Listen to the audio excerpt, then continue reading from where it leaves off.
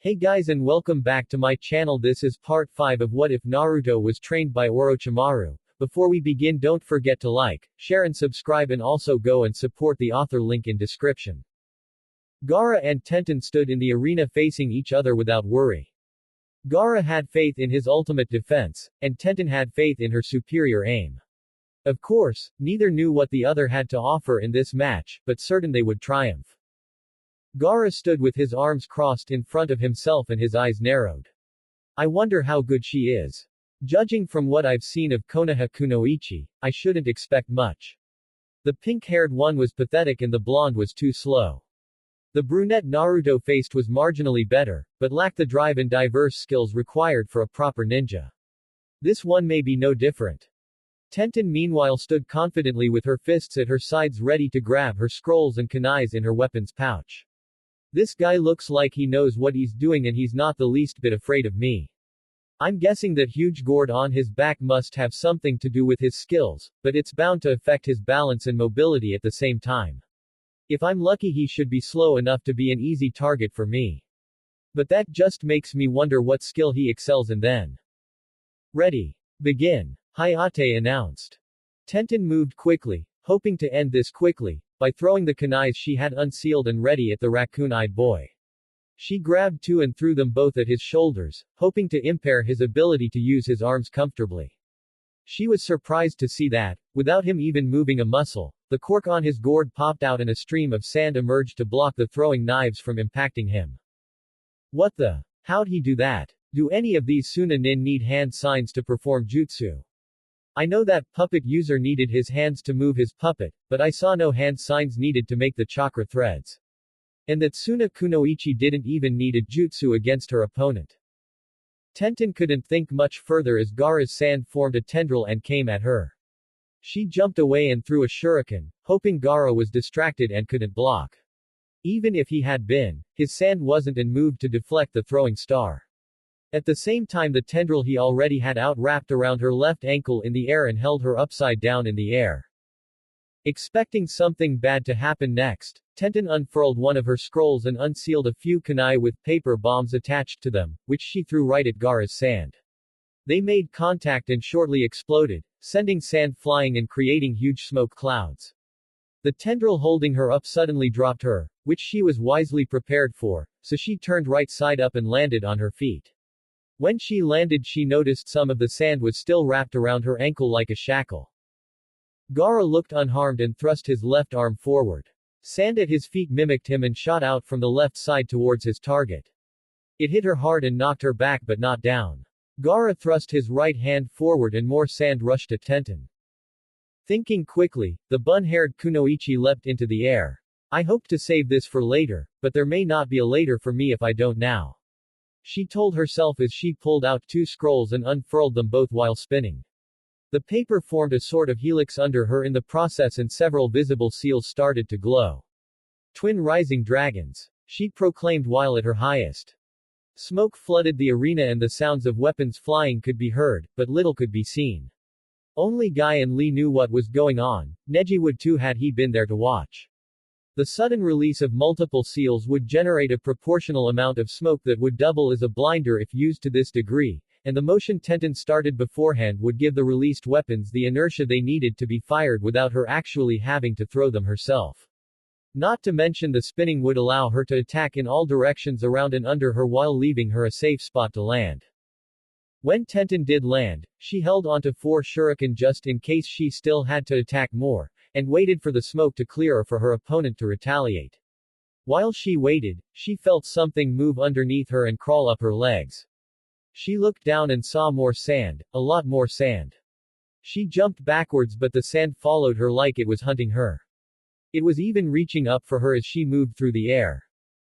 Come on, I had to do some kind of damage to this guy. Shouldn't his attacks be slowing down? The weapon enthusiast asked herself. The smoke cleared and she saw a wall of sand in front of the Suna Jinchuriki, with dozens of throwable weapons of various types embedded in it. Gaara came into her view by step towards his right around the sand shield, and to her disbelief he didn't have a scratch on him. She missed. Lee asked, astounded by the idea. Tenten-chan never misses. This guy must use sand for offense and defense. Guy theorized quite accurately. My best technique and it did nothing. Tenten told herself. What can I do? There's got to be some way to hurt this guy. But how? Gaara pointed his left arm at her and his fist was open but looked like he was grasping something. Sand coffin. All the sand gatherer around Tenten and tried to engulf her. Oh hell no. She said as she tried to get out of the way. Sadly she couldn't get away fast enough and got covered in sand up to her neck. The sand was holding her tightly, the pressure making it impossible for her to even squirm. I'm going to die, she screamed in her head. Proctor, if you don't desire for her to get crushed, it would be wise to declare the winner. Gaara told Hayate with the smallest glance in his direction and a touch of ki to emphasize his seriousness. Hayate looked the scene over and decided it was better to do as the raccoon-eyed boy said. In that case, the winner here is Gaara Sabaku. Satisfied, Gaara released his hold on the kunoichi and all his sand went back into his gourd. Not bad. Honestly, you strike me as the best kunoichi genin I've seen from your village. He told Tenten. The bun-haired girl dusted herself off. Thanks, I guess. But I'm going to be even better for the next time we cross paths. Gaara smiled. Keep in mind I likely will be too. He said it with no hint of a threat, more like he was trying to encourage her. The two looked at each other daringly, then left to go back to their teammates, neither injured enough for the infirmary. Tenten of course had to stop to recollect her used weapons. The monitor buzzed and two more names were announced. Choji Akamichi vs Futakino. The green-haired Jinchuriki smiled. Finally, my turn. Kurenai arched an eyebrow. Fu against an Akamichi. This is going to be an interesting match. Fu jumped off the balcony and landed safely in the arena while Anko came up to Kurenai. You think she'll be able to handle this one? Kurenai's body language gave no answer. I'm not sure. Her Kekkei Genkei will give her the element of surprise, but against an Akamichi it may not be enough. Asuma was giving his student a brief pep talk before he went down to participate. Try your best Choji, I know you can do it. Fight like one of your friends depends on it. And before you ask, no I'm not going to buy you a meal if you win. You need to learn to win for more reasons than your next meal. Choji nodded and went down to face his foe. She looked a lot more confident than he did, but he felt he had a good chance of winning here. Aside from her confidence, he couldn't see any sign that told him what to expect of her. Although he was certain that red pack of hers served a purpose. Ready. Begin. Hayate proclaimed. Fu did nothing, as if waiting for the chubby boy to go first. Choji was eager to end this quickly, so he used his best technique. Expansion Jutsu Human Boulder. Choji's torso swelled up, making him look like a gigantic meatball with a shirt on it. His arms, legs, and head were tucked inside his body, and he started rolling towards the Jinchuriki. Choji collided with the wall, and it appeared that he crushed his target. Did he do it? That was quick, Shikamaru mused. Choji stopped spinning and reduced his size to normal to see what he had done. He was surprised to see no trace of Fu at all, not even a scrap of clothes left behind. Where'd she go? Right here. She answered playfully as she instantly became noticeable. It was like she popped out of thin air, with no trace of even a shushin being used. And not only that, there was no sign that she had been affected by Choji's assault. How did you do that? Choji asked. Not telling. That's my little secret. She then chuckled like she had made a small joke. The truth was in a way she did. Fu, being the Jinchuriki of the Shichibi, was supposed to gain 7 Kekkei Genkei on her 7th birthday. Sadly though, she didn't get to contact the beetle in time for the full deal to take effect. Normally, if the deal couldn't be arranged, the Biju would force 1 Kekkei Genkei onto its host of its own choice for the chance to escape later on. Fu may not have made contact with her inner demon quick enough to gain all 7, but she did have the chance to choose the one she would acquire and that was good enough for the Shichibi, who recommended the one she did acquire. Fu's Kekkei Genkei was known as Body Contraction, possibly not the most fitting name but appropriate because of its similarities to the Akamichi's body expansion techniques. The Akamichis had the ability to use their chakra to make all or part of their body bigger and heavier, and the bigger and heavier they already were the less chakra they needed to do so. Fu on the other hand, had her skills go in the opposite direction. She used her chakra to become smaller and lighter. She could become any size but was unable to only apply this to a segment of her body, it was the whole body or nothing. This may not sound too impressive at first, but it did have its uses. When she was smaller, she could sneak around better and get through small spaces and gaps in defenses, not to mention that she became a harder target to hit. Fortunately her clothes and equipment shrank with her. One of the best features of this ability was the increase in speed that came with it. Normally being smaller meant that she couldn't cover as much ground while running as she could when she was her normal size, even if she wasn't moving any slower. It was like even if a racehorse and a dog were running at an equal speed, the horse would be in front because it could take bigger steps. Fu's Kekkei Genkei actually countered this by increasing her speed when she got smaller, so she could cover just as much ground as she could in her normal size. And this speed increase didn't apply to just her legs, her whole body and nervous system got a speed increase. This was how she dodged Choji. She got small enough to fit in the cracks between the tiles and ran through them to get away before Choji's weight could do too much damage above her. When the danger passed, she returned to normal size so quickly it looked like she appeared out of nowhere. She did something similar when faced with the Aim Nin in the Forest of Death and Sakura in Wave. The ability to get bigger versus the ability to get smaller. Who will win? Enko asked herself while watching. Expansion Jutsu Human Boulder. Choji said, repeating his attack again. He charged right at the girl, who disappeared from sight before he could hit her.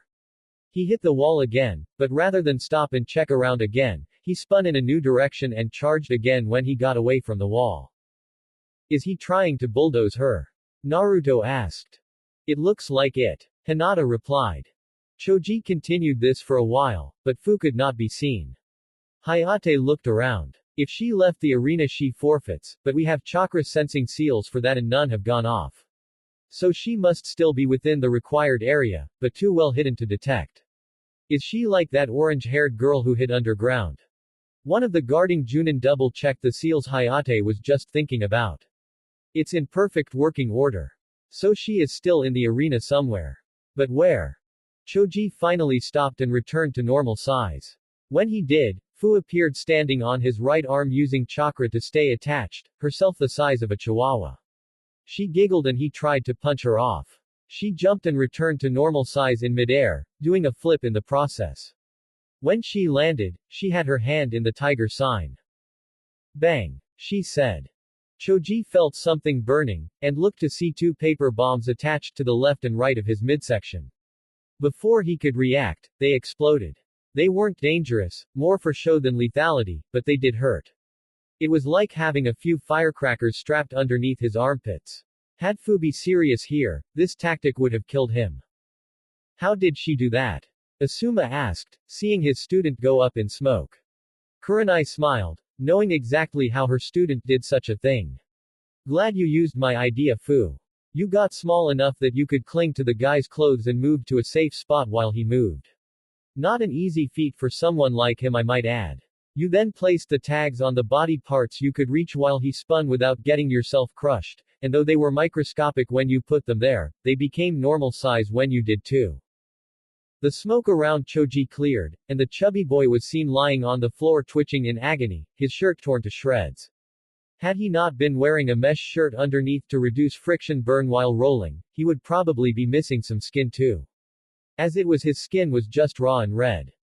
Hayate thought it might be better to end this match now. Winner here is. Wait! Choji yelled out, slowly getting back on his feet. I can still go on. You sure? Hayate asked and Choji nodded. Very. Cough. Well, you may continue. Nice try, pal, but there's no way I'm going to be the only Jinchuriki who can't go to the finals here. Fu told herself. She then prepared three hand signs. Wind style. Tornado prison jutsu. A cyclone of wind formed around Choji, moving fast enough that he had a hard time seeing anything on the other side. Fu then threw out a large amount of kunais and shurikens, which got swept up into the cyclone. If Choji tried to get out or get bigger, he'd get cut up. Unfortunately, there was one detail Fu didn't know about.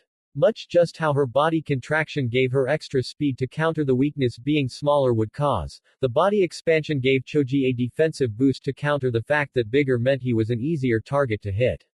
She may have been harder to hit, but he was harder to hurt. Choji could see the tips of the weapons now included in the whirlwind and decided to risk it.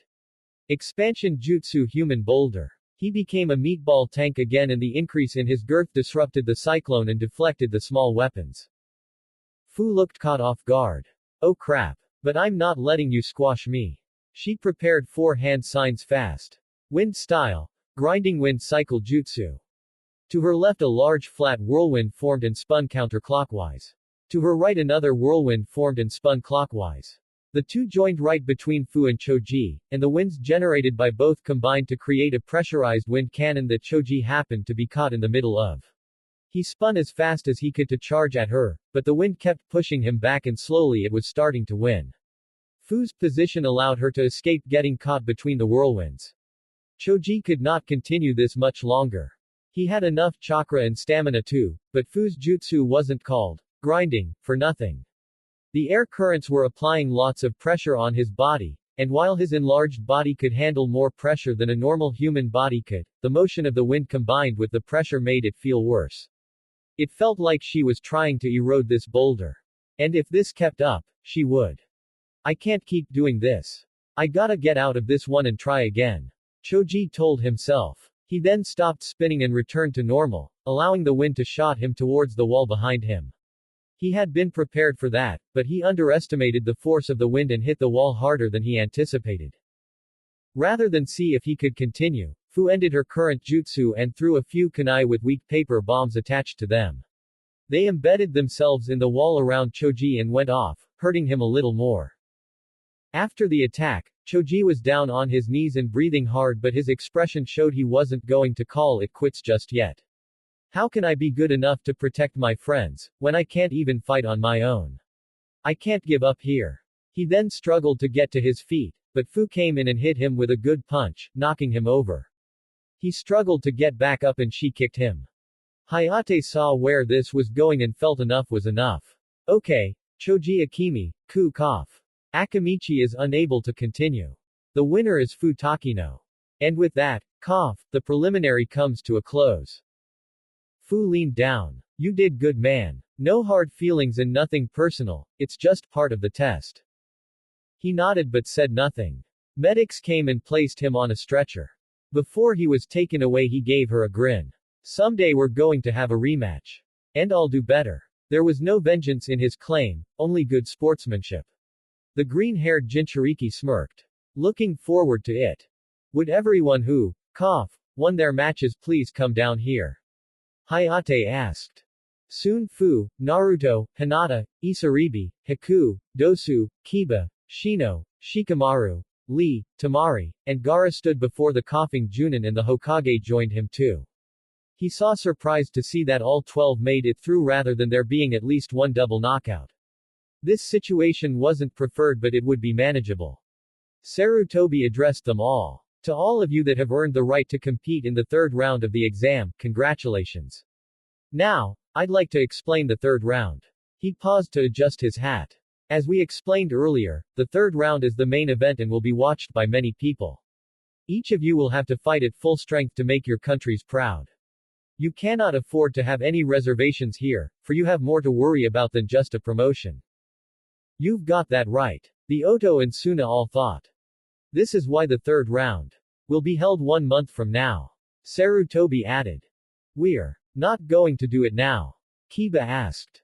This month will be so you all can make preparations. The old Hokage replied.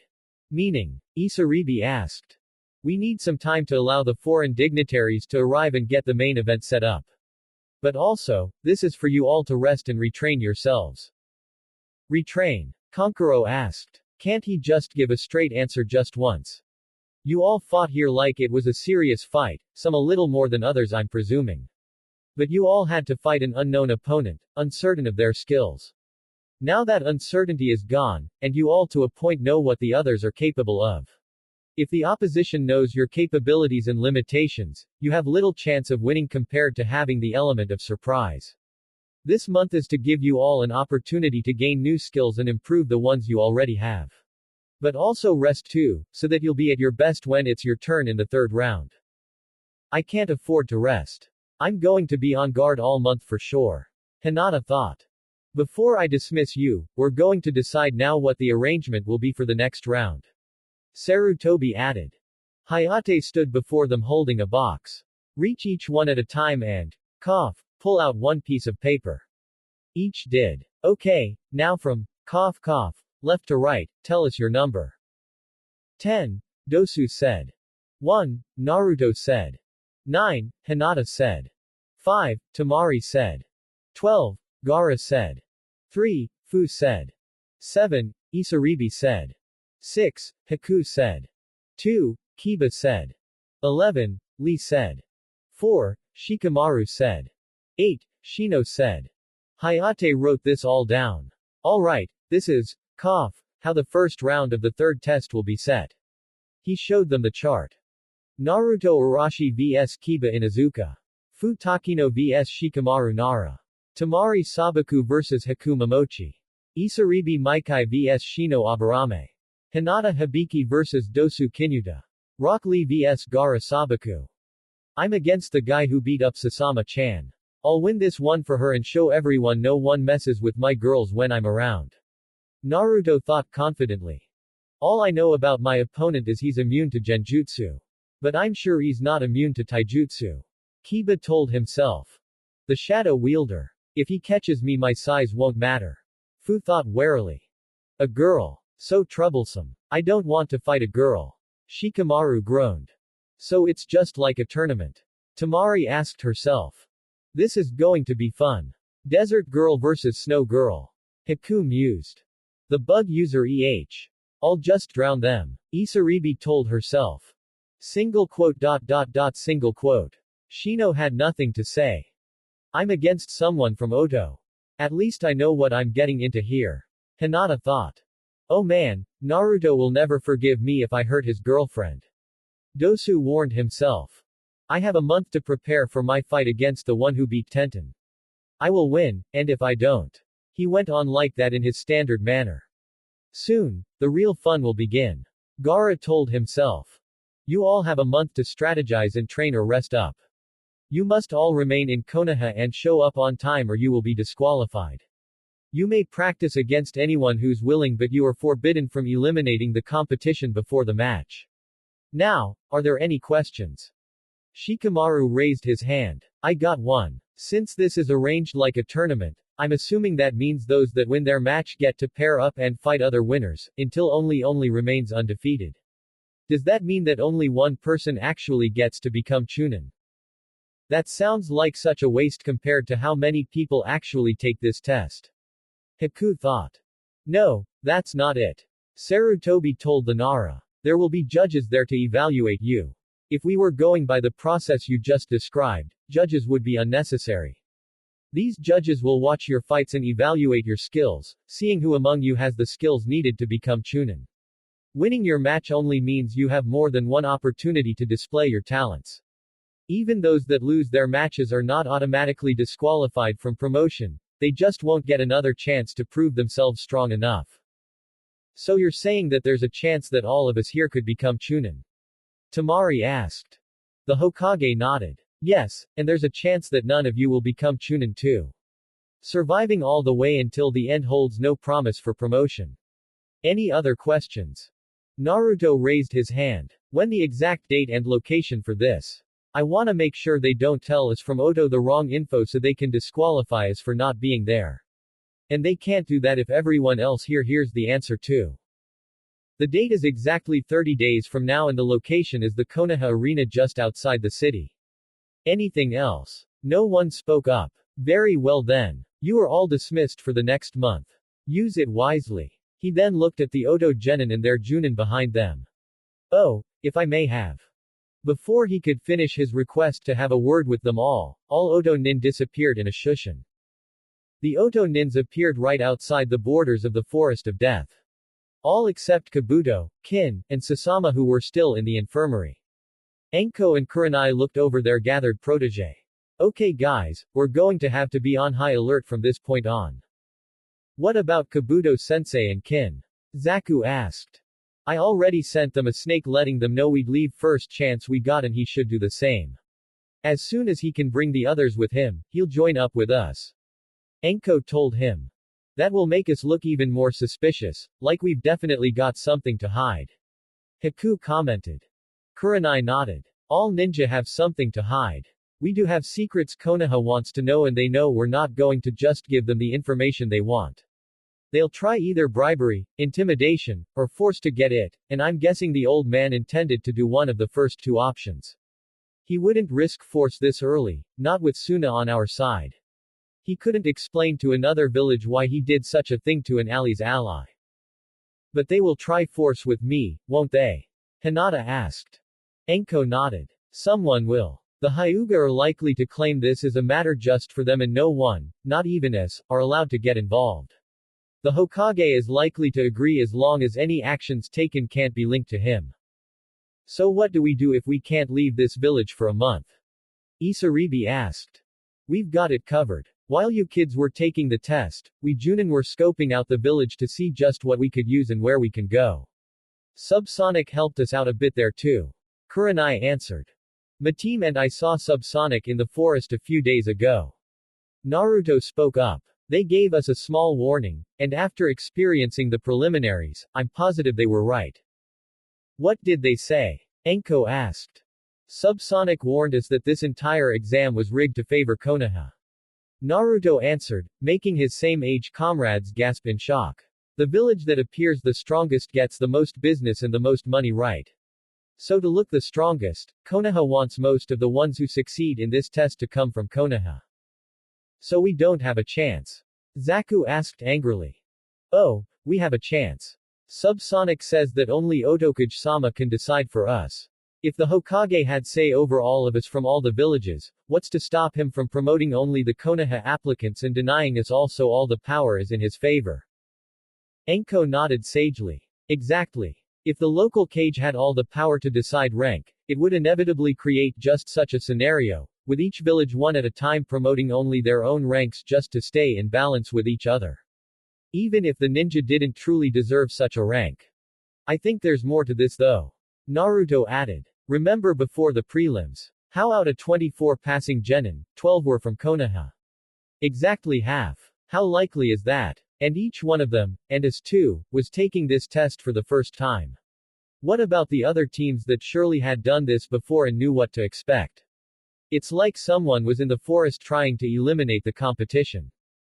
Everyone was silent for a moment. That does make sense. Fu said. But then, why did we get through? Dosu asked. Because if only Konoha teams passed the second test, all the other cages would declare it unfit in a clear attempt to keep all the power to the hosting village. Which would risk retaliation, maybe even war, from another vengeful village. They have to let some of the visiting teams to get to the third round to avoid such a scandal. Kurenai claimed. Anyway, I'm not finished just yet. Naruto continued. Did anybody else notice something odd about how the matches were set up? Weren't they just random? Isaribi asked. If they were indeed random, why did nobody have to fight someone from their own village? Naruto asked. 12 were from Konoha, and 12 weren't. Each person from Konoha ended up fighting someone from somewhere else. If the selection was honestly random, wouldn't at least one matchup be Konoha versus Konoha or Oto vs Oto? Or even Oto vs Suna? The two Junin's eyes widened, and Enko spoke up. Ototo, you think that maybe those fights were set up? I'm willing to admit there's a chance I'm wrong, but if I am, then why is it almost everyone of us from Oto had to fight someone from Konoha who happened to have a Kekkei Genkei or clan specialty? Everyone thought it over, and now it was glaringly obvious. They had fought against an Uchiha, an Aburame, an Akamichi, a Nara, a Yamanaka, a Hyuga, an Inuzuka, and a Kurama. All of which had specialized fighting methods. Haku was the only one among them that had to fight a clanless ninja, but he still had a unique skill. The three clanless Konoha ninja with skills anyone could have, Sakura, Tenten, and Lee, all had Suna opponents. Naruto is exactly right. Kurenai told the genin. There is no way that could have been coincidence. Konoha was definitely rigging the random generator. And there's only one reason why they'd rig it to get those type of fights. Enko added. Naruto wanted. They hoped to see one of us use the unbloodline so they'd know who weakened their precious Uchiha. And protect themselves from other ninja of theirs from falling victim too. Hinata added. Fu arched an eyebrow. By possibly sacrificing another genin's potential. Would they really ruin someone's future career just to find one Kekkei Genkei user? Enko clapped her hands once. Okay, this changes things. From now on, no one goes anywhere alone. We won't assign buddies or anything, but no one is to be alone at any time anymore. Don't get into any fights with any Konoha ninja if you can avoid it, and alert us if someone claiming to be an authority figure tells you to go somewhere with them. International Chunin exam laws state that genin cannot speak with the village's authority without their Junin sensei present, so they can't demand you go without us. And when we do have to have a meeting with them, it's inevitable, but we can delay it for a bit, but when it happens, let us do the talking. Back at the infirmary, Kabuto was looking over Kin and Sasama, who were both awake now. How are you two feeling? I'm tired, and a little itchy, but I'm okay sensei. Kin answered. I'm a little sore and stiff, but I'm good. Sasama told the Junin. Can either of you stand on your own? Kabuto asked. Kin struggled to remain balanced but could stand on her own power. Sasama however needed to lean onto the brunette for support. Kiba had dealt more damage than Shino had. Good. I can treat you further, but we should go rejoin the others now. Excuse me. A feminine voice called out from behind the three Oto Nin. Kabuto turned to see Yugao. Hokage-sama would like to have an audience with you all right away. Now is not a good time. Kabuto politely replied. Even so, I'm afraid this is not a request. He wants to see everyone from your village in front of the Hokage Tower right now. In that case, may I at least tell the others myself? Kabuto asked. I suppose it would make it easier for us. Okay, but you must be there in no less than 5 minutes. Yugao said before leaving. What do you think they want? Sasama asked. Nothing good, that's for sure. Kin commented. Within 5 minutes, all three teams from Oto stood before the Hokage Tower. None liked it, but when Kabuto came to them they knew they couldn't refuse without endangering themselves and the genin's chances at promotion. A few Anbu stood nearby, keeping their eyes on the visitors. The door opened and Hiruzen Sarutobi was seen still in his robes and hat. Behind him were 2 masked guards, and to his right was an unmarked Hyuga man who looked rather curious. Ah, glad you could make it. Come, let's go talk in my office. The Hokage greeted. A minute later, they were in his office along with the 2 Anbu guards who stood to the Hokage's sides while he sat. Enko, Kurenai, and Kabuto stood in front of the Hokage's desk while their genin stood behind them. To what do we owe this honor, Hokage-sama? Enko said, having to force the honorable phrasing out, but unfortunately years of experience meant this wasn't the first time she had to say something she'd rather not.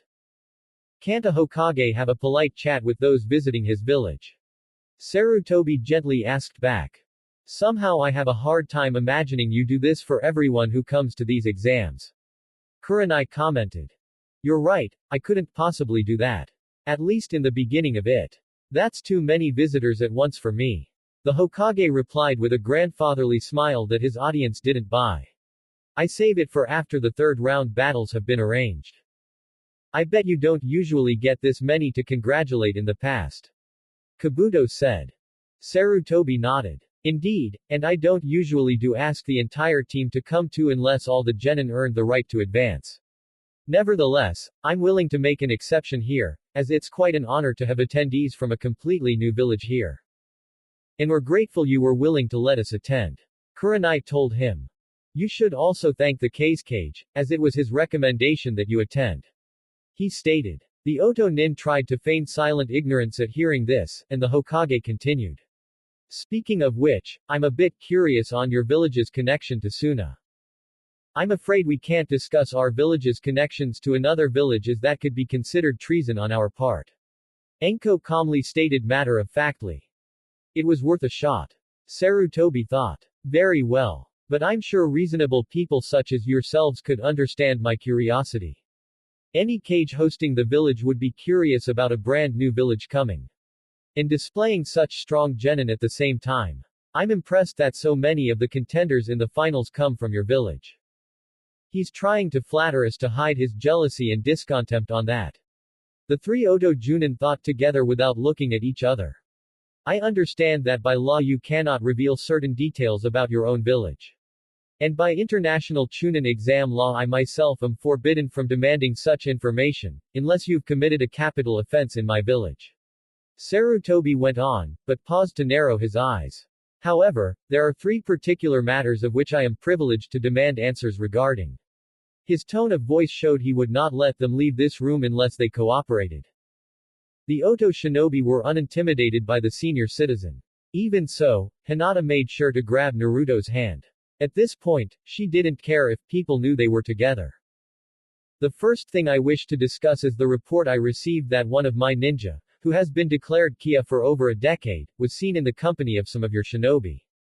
Care to clarify? Sarutobi asked, deciding to start on this one first since this was the matter he was least likely to get immediate results on and wanted to get it out of the way before the bigger issue. He must mean Kushina-san.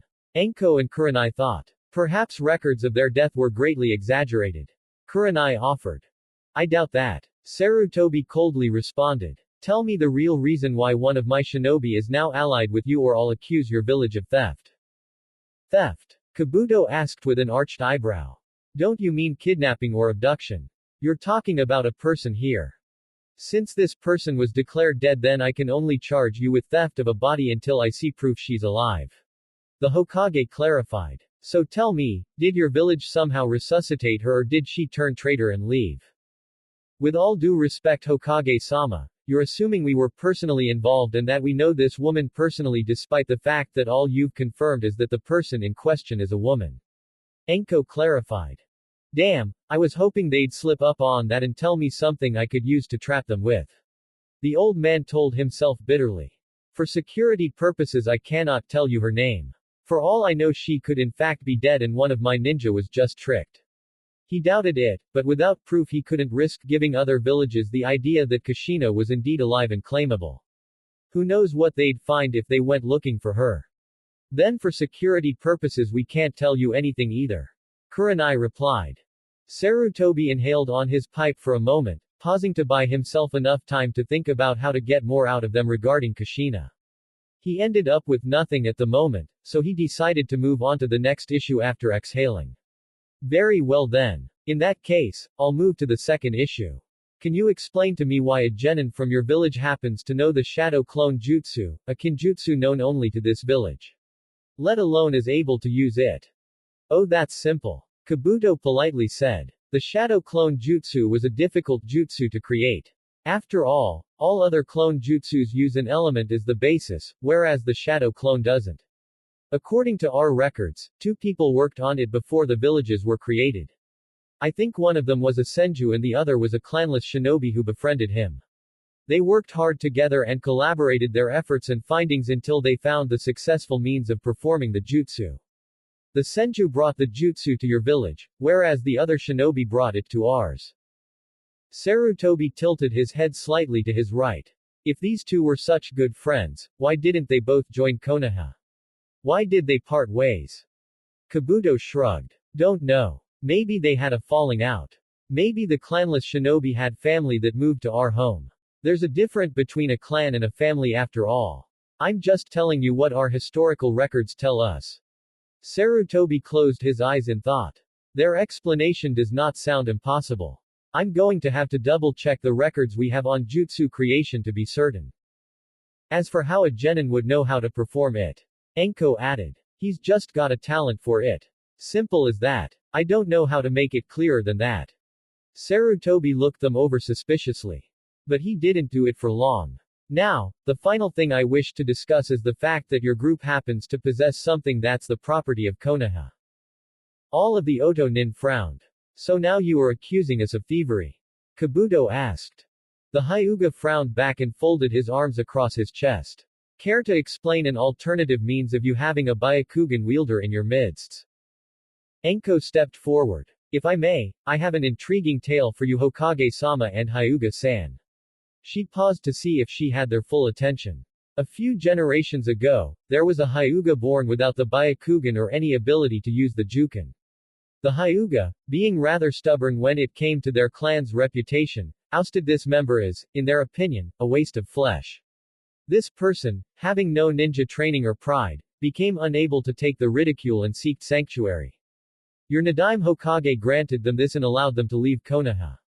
The Hyuga never though anything of it, outside of being grateful they could pretend such a person didn't exist. Anko then stepped back and turned towards Hinata for a moment. This girl is that unwanted Hyuga's descendant. Apparently the clan never considered the possibility that maybe their so-called blemish would be able to have kids with working eyes. That Hyuga and their descendants became valued members of our country then hidden village, and thus we own our own Byakugan fair and square. This was of course a lie, but Hitomi did tell them that there had been such a Hyuga during the Nadaime's time that did leave Konoha. There was a good chance that there were in fact free Byakugan users out there like Anko described, but Hinata didn't originate from them. But they needed Sarutobi to believe that she was. The old man had his pipe in his mouth but wasn't inhaling anything. He just looked at the Otonin for any telltale signs that this story was false.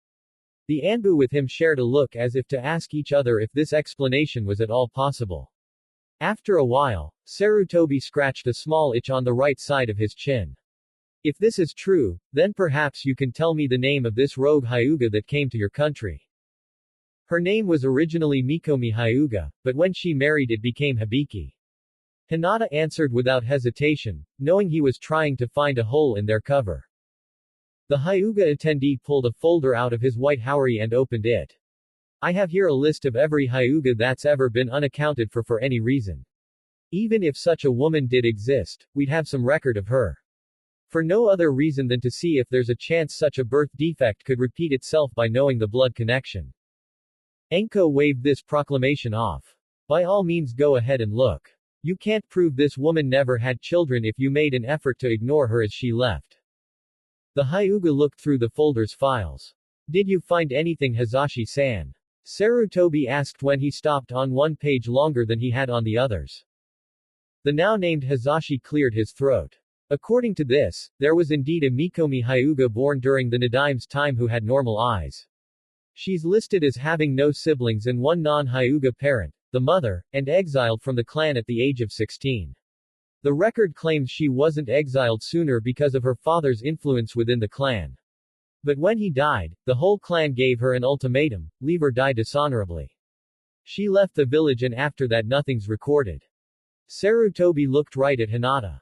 So how do you know how to fight like a Hyuga then if your ancestor was denied training? Hinata looked at Anko for a second, who nodded at her student. Hinata then looked back at the Hokage. Mikomi Hibiki, my grandmother, may not have been allowed to be trained as a Hyuga due to her handicap, but she was raised around them for the better part of 2 decades. Do you really believe she wouldn't at least understand the general principle behind their fighting style even if she couldn't perform it? Hizashi allowed himself to express a look of understanding. That does make sense.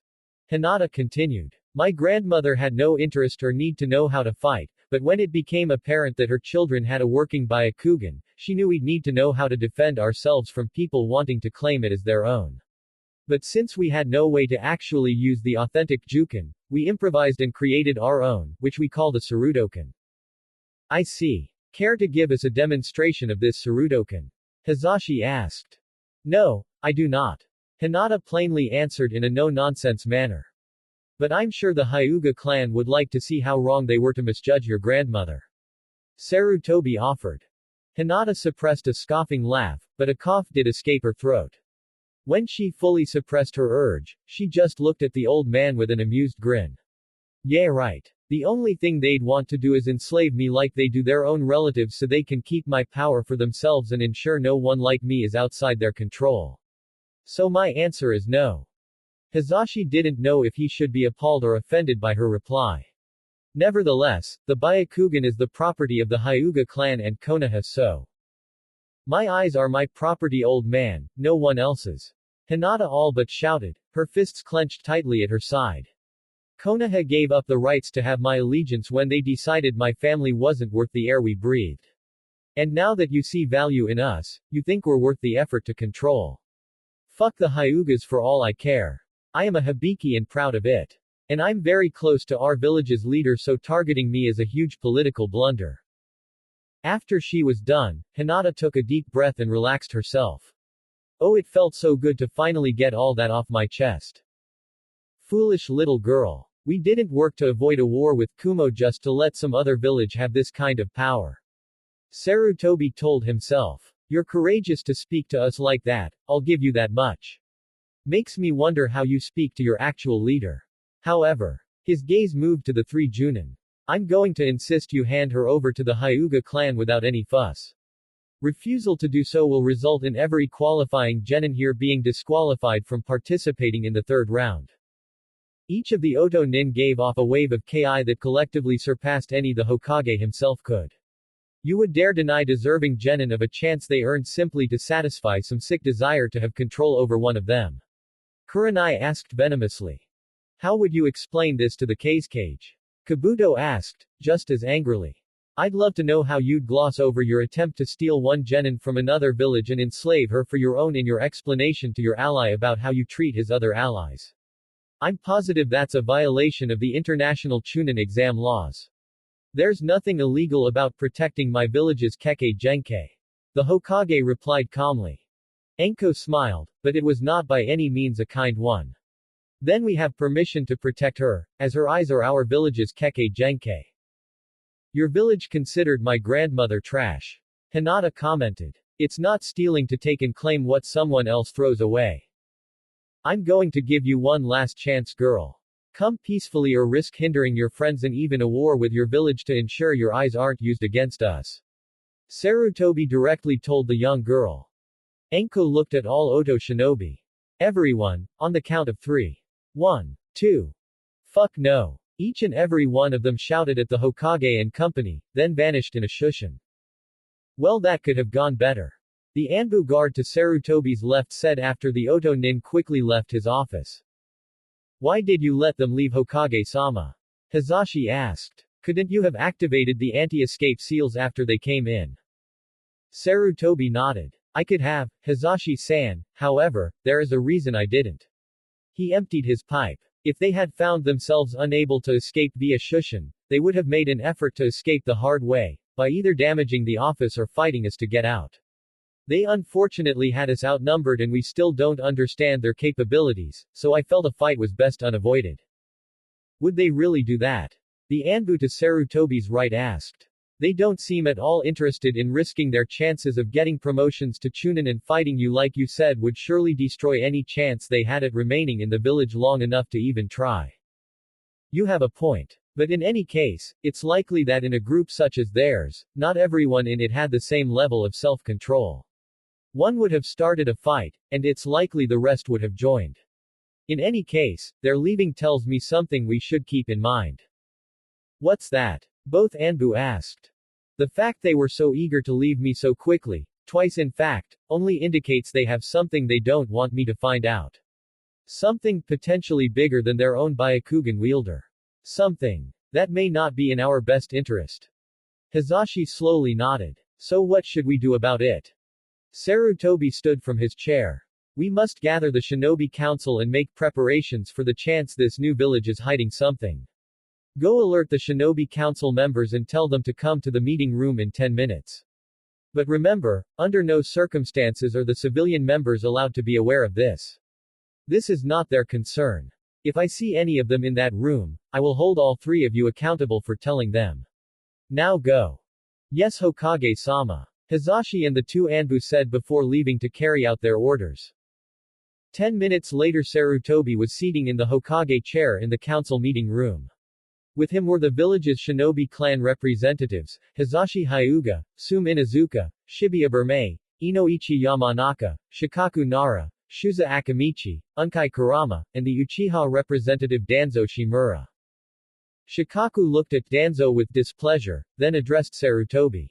With all due respect, Hokage-sama, since our last Uchiha is completely incapable of reviving his clan, I fail to see why we need a representative for a clan that's all but officially extinct.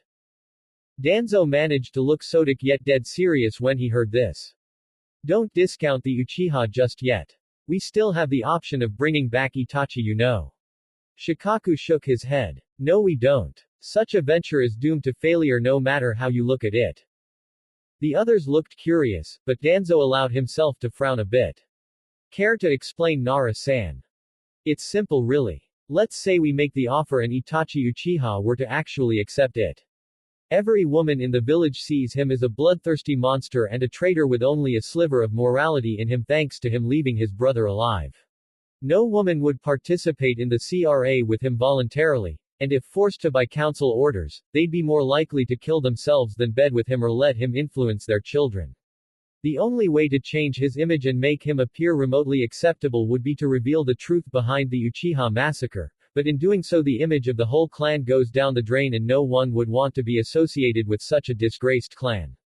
Not to mention how crazed Sasuke Uchiha is likely to get in either scenario at seeing his brother be regarded as more valuable than himself or that his family isn't the epitome of perfection he's been led to believe. Shibi nodded. I agree completely. Trying to get Itachi to return here and restart his clan is a wasted effort. I'm not even convinced that if someone here did make the offer he'd accept. He'd probably assume it was a trap to get him back here so he could be executed. Shikaku smiled then faced the Hokage directly. So you see Hokage-sama, since there's virtually no chance of the Uchiha clan having a comeback, and no clan currently existing, Danzo-san's role is completely irrelevant here. This is an outrage. Danzo stated. Shikaku just shrugged. Uchiha clan law stated that without his Sharingan, Sasuke is not considered a true member of the Uchiha. And Itachi hasn't set foot in this village for over 5 years. No Uchiha in Konoha, no Uchiha clan. No Uchiha clan, no seat on the council. No seat on the council, no need for you to be here, Danzo-san. Sarutobi nodded. He is completely right. Danzo, your services are hereby considered completely unneeded effective immediately. Leave this room now. Danzo didn't look it, but on the inside he was seething. Nonetheless, the war hawk stood from his seat. Very well then, good day to you all. He then walked out. As much as I hate it, I have no choice but to accept this setback. Resisting would only ruin my credibility and reveal things I do not wish to reveal just yet. I will still get the power and authority I deserve, and this little inconvenience will not take me off my path. Besides, sometimes you've got to take a hit before you can deliver one. Back in the room, the remaining council members waited for Sarutobi to begin telling them what he had called them here for. We have a problem on our hands. Over half of the participants for the third round of the Chunin exams are from another village. This will tell business that this new small village is stronger than we are. With all due respect, Hokage-sama, Inoichi spoke up. If you're planning on eliminating some of their numbers just to improve our own by comparison, I'm afraid I can't support such a prospect. Sarutobi nodded. I'm aware. That's not what I had intended anyway, as doing such a thing would attract the attention of the Kazekage. A portion of our village's income comes from the Wind Daimyo and the Kazekage is better connected to him than we are. If the Kazekage were to tell him we did such a thing to our visitors, we risk losing money. Hizashi looked puzzled. Then why did you tell the genin you'd disqualify them if they didn't cooperate with your demand? Several other council members looked confused and curious by this claim, but kept their mouths shut to hear more. That was actually to test their reaction. The Sandaime stated. There are still many unknown variables about this new village of Otogakure. We have been fortunate enough to be allowed to preview a sampling of their younger generation and some of the experienced ninja they've produced as well.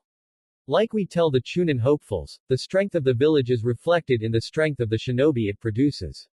I am quite curious to see the strength and mentality of this new village, and therefore I have no real intention of disqualifying them from the third round, unless they do something heinous.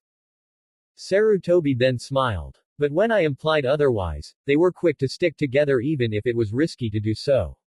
That tells me that they fully understand the value of teamwork and bonds, something we encourage in our own ninja, and that they're going to be more cooperative with the law as to avoid giving us a legitimate reason to disqualify them. So now, we have little to fear about them acting out of line for the next month. Then why did you call us here if there's no alert? Sume asked. For one big reason. Sarutobi claimed calmly. Since we don't know enough about this village or the ninja they sent to us, I don't want them to gain any reason to damage us while they're here. So I called you here to inform you that we are not to do anything to them without my direct authority. I need your reassurance that none of your clan members will interfere in this matter. I do suspect this village is hiding something from us, but we'll never know for sure if we encourage them to be defensive within our walls. From now on, I want all of you and your clans to be mindful but not openly hostile to the shinobi from Oto, and above all else be observant too. Hizashi-san, this goes double for your clan. The Hyuga head nodded. Understood Hokage-sama. However, the problem will be getting my clan to be cooperative. Sarutobi nodded slowly in response. I'm aware of that. Which is why I've got something planned for what to do if any Hyuga disregard my authority and take matters into their own hands. Meaning? Hizashi asked. I'm not going to say. Doing so now may only encourage Hyuga members to act out rather than discourage. But I will inform you if the situation does call for it. Sarutobi then looked over the other council members. Before I end this meeting, are there any issues regarding this group of foreign ninja any of you would like to address now? Unkai Kurama raised his hand. I have one, Hokage-sama. When he saw he had the old man's attention, he continued. My niece's instructor told me before this meeting was called that a boy from this group was her opponent in a preliminary round. After she faced him, she acted like a different person, at least according to the Junin. Since I had to come here before I could see this for myself, could you clarify this matter? Sarutobi thought it over, trying to remember everything about that match he could. Your niece is the young girl we had to seal the powers of to ensure they didn't get out of hand again, right? He asked, only to be certain of the situation. Unkai nodded. When she began the match, she was nervous and eager to flee, but held her own and tried to finish the fight. Somehow, her opponent was unaffected by her talents, and that triggered a violent side in the girl to surface. Unaffected by Yakumo-chan's abilities. Unkai asked in horror. How can someone be immune to her skills, even when they're sealed? Hokage-sama's right, we do need to keep an eye on these ninja. Sarutobi nodded. He held his own against her, and I suspect he used some kind of genjutsu of his own on her. I say that only because moments later, your niece was peaceful again and agreed to surrender the fight. It was a valid victory, but I was unaware of any long-term effects it may have. Go see your niece for yourself, then we'll discuss this more. Unkai nodded, and Sarutobi looked at the others. Any other business? None had any to offer. Very well then. Remember my orders and carry them out. Inform those in your clans that need to know if you suspect they'd be likely to do something I warned against if let alone. Make sure they can keep quiet and out of trouble. No one objected. Thank you, you're dismissed. Everyone left, wanting to see their children to see how they did regarding the Chunin exams. Sarutobi meanwhile went back to his office. Now that I've got some time to myself, there's something I'd like to check out. After the preliminaries had ended, Kakashi led his 3 students outside the Forest of Death to the open field around it. Before they went anywhere, he looked at them all. So what are we going to do now, Kakashi-sensei? Kiba asked. What kind of training do we get for this month? Wait. Kakashi-sensei, there's something I need to tell you. Sakura interjected. The Junin gave her his attention. Back in the forest, one of those music note ninja did something to Sasuke-kun's face. She had already explained this to her 2 teammates in the forest, but no one else was informed. Kakashi looked curious. Can you describe it? Sakura nodded. In a fight, Sasuke-kun was knocked out, and a brown-haired boy made his hands glow green, then pressed one on Sasuke-kun's face. I asked him what he was doing, fearing something bad was going on, but he said we'd find out in a month or 2. His hands glowed green. Kakashi asked himself. Sounds like a standard medical jutsu. But why would one of those guys do such a thing? Sasuke, maybe you should go get yourself examined as soon as possible. Sasuke nodded. As for your question, Kiba, I'm certain your clan has some plan for extra training during this situation. See what they have to offer, as they're more likely to be beneficial and time-consuming than my instructions alone would be. The Cycloptic ninja offered, then looked at his other 2 students. As for you 2, just keep yourselves in shape. Sasuke frowned. You're not going to offer us any training during this time. He sounded rather infuriated at the notion. Why would we need it, Sasuke-kun? We're not going to be in the finals. Sakura pointed out. Sasuke turned his frown towards her. Are you that oblivious? The finals are not our only reason to train, you idiot. We can still be called for missions during this month and especially after. Wasting this month will make it even harder to succeed next time we take this test. Do you care about your skills so little that you actually need to be told to do something about them before you decide to? Nobody paid any significant attention to Sakura's reaction at hearing this. Rather than look hurt, Sasuke had chewed her out, the pinkett looked more unattached to the situation. Like it didn't really matter to her. She didn't look happy, but neither did she look like her heart ached at being called stupid by her crush. With Kiba being involved in the final round, Team 7 will not be asked to do any missions outside the village. This way his involvement will not be risked. Kakashi stated. But available members, i.e. you two, can still take D-ranked missions within the village. Feel free to do so for some extra money and try to keep your bodies in shape in the process. Kakashi mentioned. Sakura arched an eyebrow. Why are you saying that like you won't be around for the next month, Kakashi-sensei? Because I need to be available to offer Kiba extra pointers when and if he needs any, and do some jobs of my own in the meantime. Sasuke narrowed his eyes. You can still make time to teach me more. You know I need to learn more and grow stronger. Yes, Sasuke. The former Anbu nodded. But before I do, ask yourself this, what do you need the most? Everything, so I can be strong enough to kill Itachi. Before I teach you anything more, learn what your limits are and what needs to be improved first and foremost. Then I'll help you out. I'm not going to offer you everything I know all at once when some areas need more work than others first. What about me, Kakashi-sensei? Sakura asked. I don't know what to do. Tell me. Think about it this way, Sakura, if you're good enough to take the Chunin exams, you shouldn't need me to hold your hand anymore. Try coming up with some ideas on your own and motivate yourself, then I'll give you some more direction. Kakashi replied. I'll see you around then. He made a small wave and disappeared in a leaf shushin. Kiba grumbled. I'm getting the feeling that he's not going to do much for me this month. He should be training me to get stronger. Sasuke claimed irritably. I bet he would. Kiba grinned cockily. If you still had your Sharingan. But now, looks like even he doesn't think you're worth the effort. Sasuke wanted to put the dog Nin down by declaring his inherent superiority, but truth be told he actually feared his teammate was right. Kakashi may not have been the perfect teacher, but he did at least always give them directions on what to do when they didn't already know. And he made sure they never killed each other when they got out of hand. Now, it sounded more like he wasn't too motivated to assist them.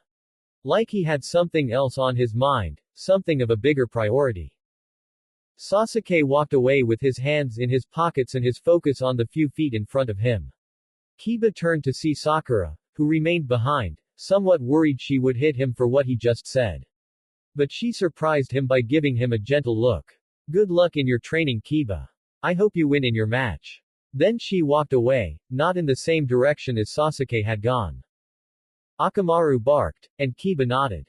I know. She has been acting weird lately. Back in his office, Sarutobi sat down and looked over some forms. These particular forms were general entry info regarding the Oto teams, something all visiting teams had to provide the cage of the village in order to participate. Nothing too revealing was indicated in these documents, just things like name, age, rank, village affiliation, and number of times participating in the Chunin exams. Right now, he was looking over the forms for the Oto teams because he was curious. I wonder if there are some clues to these youngsters that may be more apparent now after seeing them fight. He started with the collection of papers for Kurenai's team. A team of nothing but kunoichi. A risky venture, but clearly a well-trained one to function so well. Judging from what I saw in their one-on-one fights, none of the girls showed extreme fear or hostility to their male opponents, which all three coincidentally had, so that tells me they have yet to be victimized sexually on the job as most villages fear an all-kunoichi team would be. I wonder how this village trains their women for the job. After finishing his monologue, he took a closer look at the information. This is the team with a Fuma member. If what Kakashi said is true, we should look into Land of Rice for the location of this village. But this ice user makes a mess of that, as that clan was known to be in Kiri. Unless they immigrated into Land of Rice during the bloodline purges and changed their name. The green-haired girl is a mystery to me but not a serious one. And the instructor doesn't strike me as anything significant as of yet. Kurenai was using a pseudonym Hiyu to cover up her real surname, which would potentially alert the old man. Sarutobi set these aside and pulled out the next set of files, which was Kabuto's team. This team had the fewest victories, but they did have a few surprises. None of them showed any skills in taijutsu, or significant skills in ninjutsu, which makes their real skills a mystery to me. I'm surprised by their use of sound as a weapon. Their instructor is listed as a medic, so it's likely they have some medical jutsus too. He paused for a moment, now looking suspicious. It almost looked like either their jutsu skills were limited, or they were afraid to reveal their full strength. Maybe they were ordered not to. But why? Now I'm even more certain this village has something it's hiding from us. He then scoffed, amused. Then again, what village isn't? He looked at them a moment longer, then decided to move on to the third team from Oto. This one has 2 kunoichi genin, a kunoichi junin, and 1 male genin. They must have a lot of faith in the boy to keep these girls' virtue intact if they set up the team that way. He took a closer look at the boy's info. Naruto Arashi. 13 years old. Is the name and age just a coincidence? Young Naruto Uzumaki would be that old if he was still alive. His instructor is listed with the same surname, implying a family connection. Her name's interesting too, Enko Arashi, age 19. That's how old Orochimaru's goddaughter would be if she were still alive. Hiruzen Sarutobi wasn't stupid, he earned his nickname, the Professor, for more than just knowing many jutsu. His words sounded ignorant, but his tone clearly revealed he was onto something, just not saying it directly. This is what he had been thinking while he said that last bit of dialogue. Did Orochimaru lie to me? I never saw the bodies, but I assumed they burned away in the fire. If they had lived, Enko and Naruto would be these listed ages. Naruto was definitely blonde with whisker marks, but he could be disguised to look like this ordinary brunette. As for Enko, if I remember correctly, 10 years ago she had purple hair and light dark modest clothes. This Enko sure doesn't dress modestly anymore, but the hair color matches. I wish I could be more certain, but 10 years is too long a time to remember the appearance of someone you thought was dead. The old man reached for his pipe and filled it with tobacco. We've already talked to the Byakugan girl, and the other girl didn't seem too special except for her use of a taijutsu native to Kiri. Either this village has an alliance to Kiri as well as Suna, or maybe she's like the ice user and left Kiri for a new home. With the pipe full, he used a small fire jutsu to lit it and have a smoke.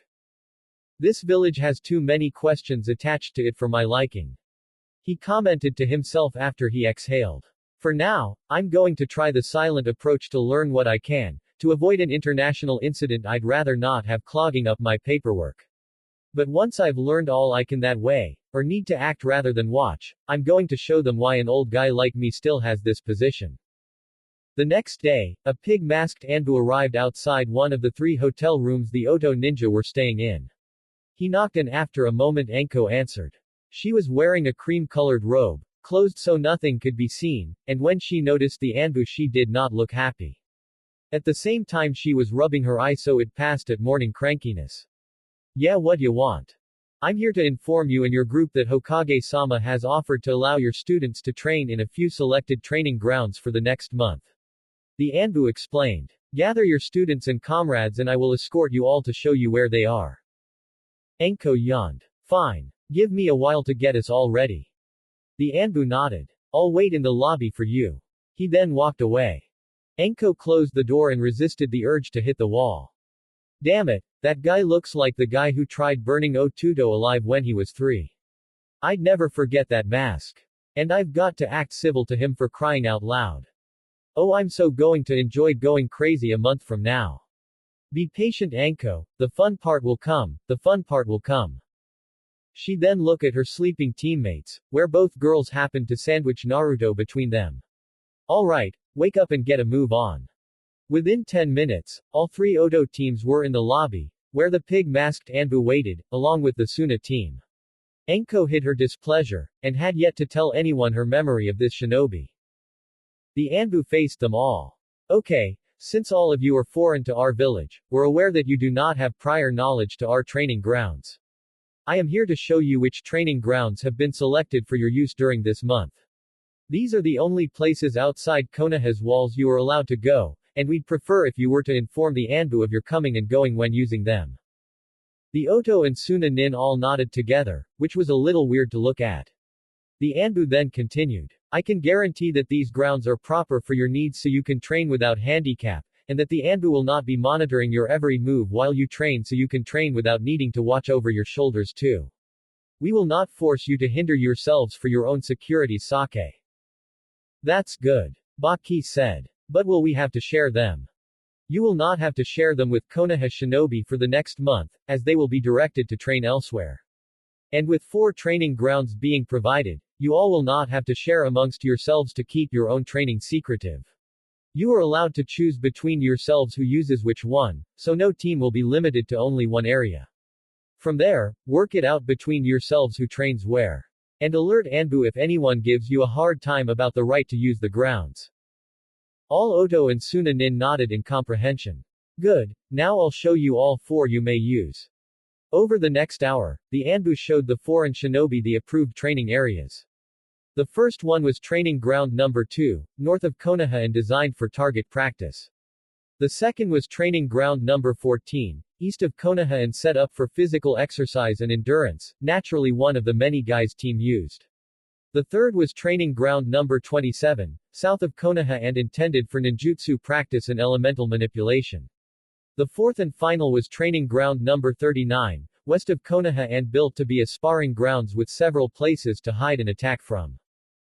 For today, Team Kabuto got number 2, Team Kurenai got number 14, Team Baki got number 27, and Team Anko got number 39. They agreed to rotate clockwise each day to get a mix for their needs, and all noted how the 4 were arranged in a way to make immediate access amongst themselves impossible. All genin would be getting training. In the words of Tsunade, a ninja's life is too short for someone to piss away a month of training, even if they're on break. Anko's team was the last one to be shown their grounds, and the Anbu was happy to leave them to their own designs. Phew. I don't know what that chick's problem is, but I never once stopped feeling some kind of angry vibe come off her. It was almost like she had some kind of grudge against me. But I swear I never saw her before. I've only been an Anbu for a few years. Back inside the walls of the village, the Anbu stopped on a rooftop and took off his mask to look at it. Maybe she's got a problem with the mask. I was told the last guy to wear the boar mask was demoted 10 years ago because he angered Hokage-sama. Could she possibly have been offended by that guy too? After thinking about it for a moment, he shook his head and put his mask back on. Doubtful. She'd have to be about 10 for that to happen, and Anbu don't always wear their disguises on out-of-village missions. Maybe she just doesn't like pigs or Konoha in general. Either way, it's not my concern, as long as all she does is glare. Kabuto addressed his students. Okay, before we begin training, I want to say I'm glad you 3 stuck to our personal mission directive. I know it must have been hard for you all, but you will be rewarded for it. Kabuto's team had been given an extra job by Orochimaru to do while in the test. The Snake Sanin told the genin that he wanted them to try to trick Konoha into underestimating Oto's forces, so they'd be less likely to prepare at their fullest against Oto. Orochimaru insisted he did not want them to take a dive, and if they were ever in a life-threatening situation to go all out to their heart's content. However, when it came time to do one-on-one fights with no serious threat to themselves, he asked them to only use 1 or 2 moves apiece. His reasoning was that if Konoha didn't think they were a threat, then Konoha would direct their attention elsewhere, giving Kabuto's team the advantage of being ignored by the enemy so they could do some tasks unimpeded. The team didn't like it, but the Otokage promised if they did this, he'd offer his own mock Chunin exam when they returned to see their strength without needing to play weak. Kabuto didn't like this, but admitted that with Naruto on one team and Fu on the other, his team was the only one that could afford to risk not making it to the finals. Yeah, it was hard. Kin commented. If I was allowed to do more, Bug Boy would have been full of holes. Doesn't he already have holes? Zaku asked. I mean, those bugs have to get out of his body somehow. You know what I mean. Kin responded, twirling a kunai, with the ring at the end of the handle around the tip of her left index finger. In any case, Kabuto continued, from now on, don't hold back in your training or fights anymore. Unless we happen to have a spar with a Konoha ninja before the finals. If that were to happen and you suddenly double in strength, that'll be raising a red flag to Konoha. But we'll cross that bridge when we get to it. Dosu, since you did make it to the finals, you'll have to go all out there, while Kin and Zaku will have to wait until we get home to get truly tested. Actually, I don't think I can go all out. Dosu countered, confusing his sensei. If I did, Naruto would kill me. Oh, he would not. Kin objected. He'd just mess with you a bit. Considering what he can do, that's what I'm afraid of. Dosu added. Okay, with that out of the way, let's get started on your sound attacks. Kabuto told his 3 students to regain their attention. As you're already aware, you're all well balanced in these regards. Dosu covers the close range, Zaku the mid-range, and Kin the long range. What I want you 3 to work on today is a type of jutsu Otokage-sama developed that will help you after using a sound attack. It's the leech palm technique. Leech palm. Yes. The idea is to siphon off someone's chakra to refuel your own, done by making direct contact. The spectacled Junin explained. If you 3 were to use it, you could use your sound attacks to disorientate your target and use the time they're unable to defend to get in close and steal their chakra. But sensei, if this technique requires you to use chakra, then how much does it help replenish your own? Kin asked. That's a good question, Kin. You see, this technique does require you to use chakra to steal your opponents, but mainly enough to compensate for the amount you're using.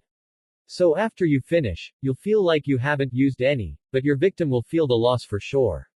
And if you get good enough with this, by the time you reach Junin you can actually steal more chakra than you use. Sounds useful. Dosu commented. Now here's how you do it. Kabuto began his lesson. Kurenai looked over her own genin, who happened to be seated on the grass. You 3 did really good, even you Sasama. I think the only problem in your fight was we all kind of underestimated how much effort the Inuzuka would put into fighting a kunoichi. Given what we saw in Wave, we probably made assumptions we shouldn't have regarding his skills. Sasama nodded. Yeah, I did sort of expect him to go down easy before he could do anything major. But that's my own fault. I won't do that again. Kurenai nodded. As for you 2, you did great catching your opponents off guard. Fu, I wouldn't be the least bit surprised if no one outside Oto could tell just how you beat that Akamichi, which is a great thing since your opponent won't be able to effectively prepare against you in your next fight.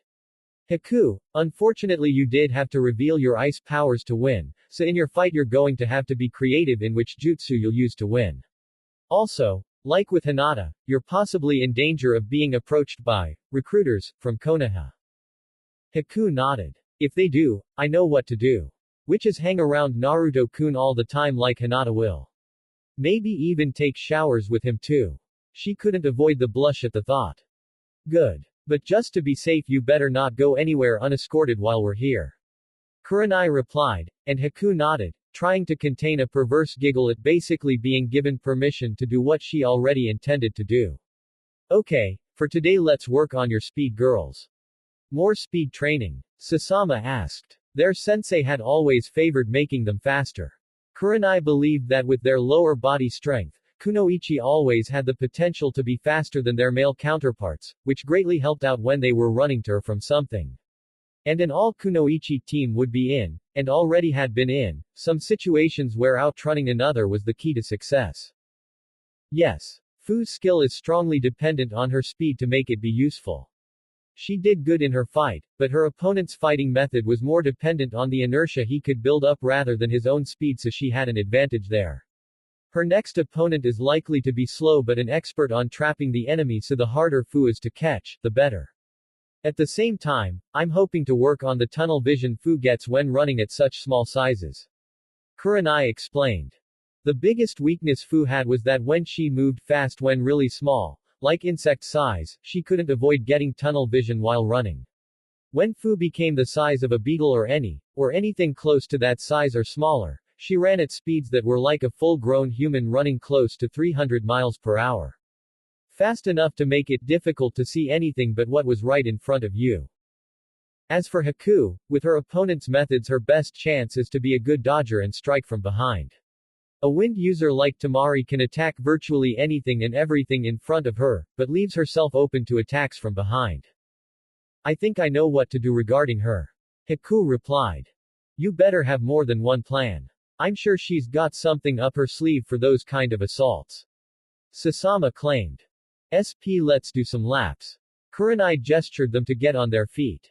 Remember, Fu, I want to see the most effort from you. We need you at the top of your game for this, so I may have to give you extra attention here. But rest assured Haku, Sasama, I will not neglect you. The Fuma and the Ice Wielder nodded, then joined the Genjutsu expert and the green-haired Jinchuriki on a routine run. Baki was with his team, who diligently awaited his orders like they always did. Good you guys on getting this far. I must say though I feel sorry for Temari's last fight. Kankuro blinked. Her. Why not me? I lost. She at least gets to move on.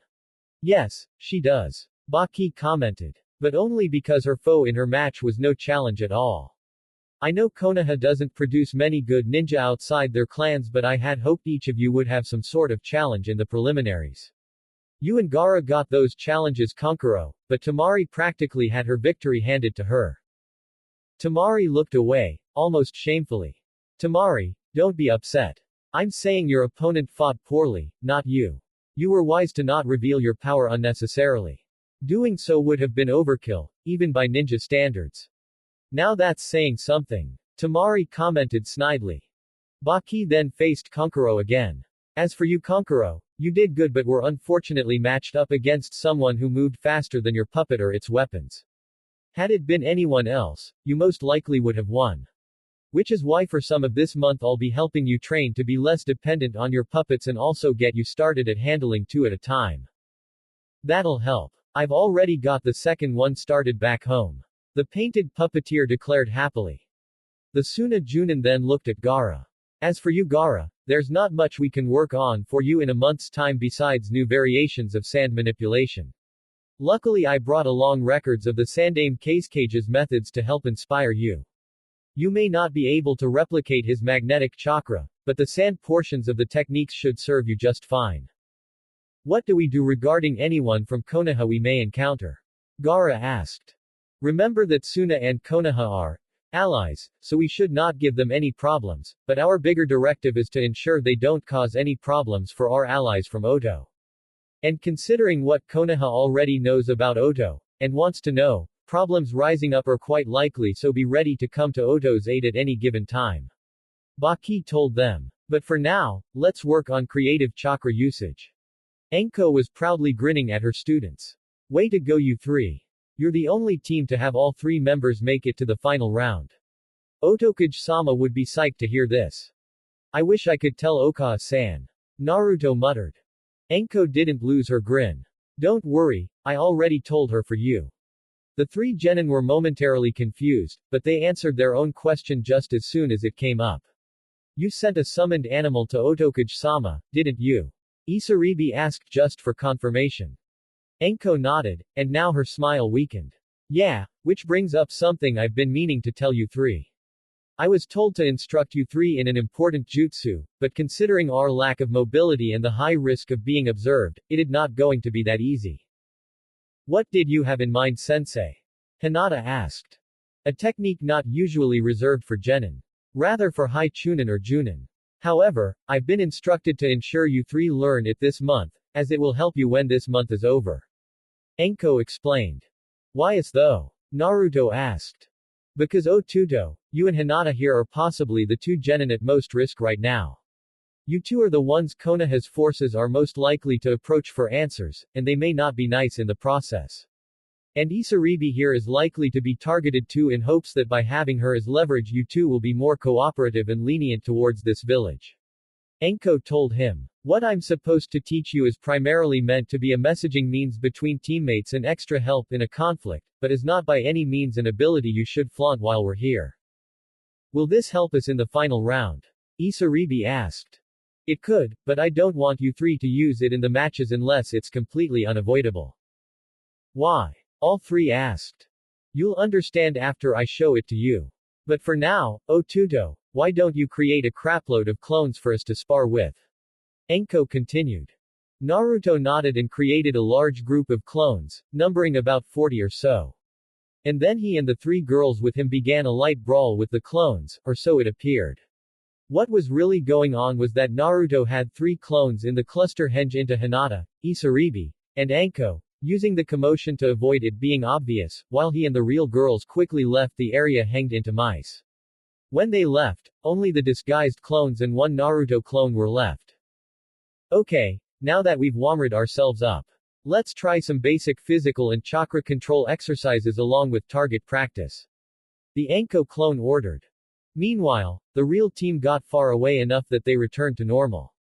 Good job Otuto. Anko stated. She had already told him that spar request would be a cover for, create a bunch of clones with our disguises so we can get away unnoticed. Why did we have to leave? Won't we get in trouble for this? Hinata asked. Only if we get caught. Anko told her. But it's a risk we need to take so you 3 can learn this jutsu. Which is? The summoning jutsu. The summoning jutsu. All 3 asked, then Naruto perked up.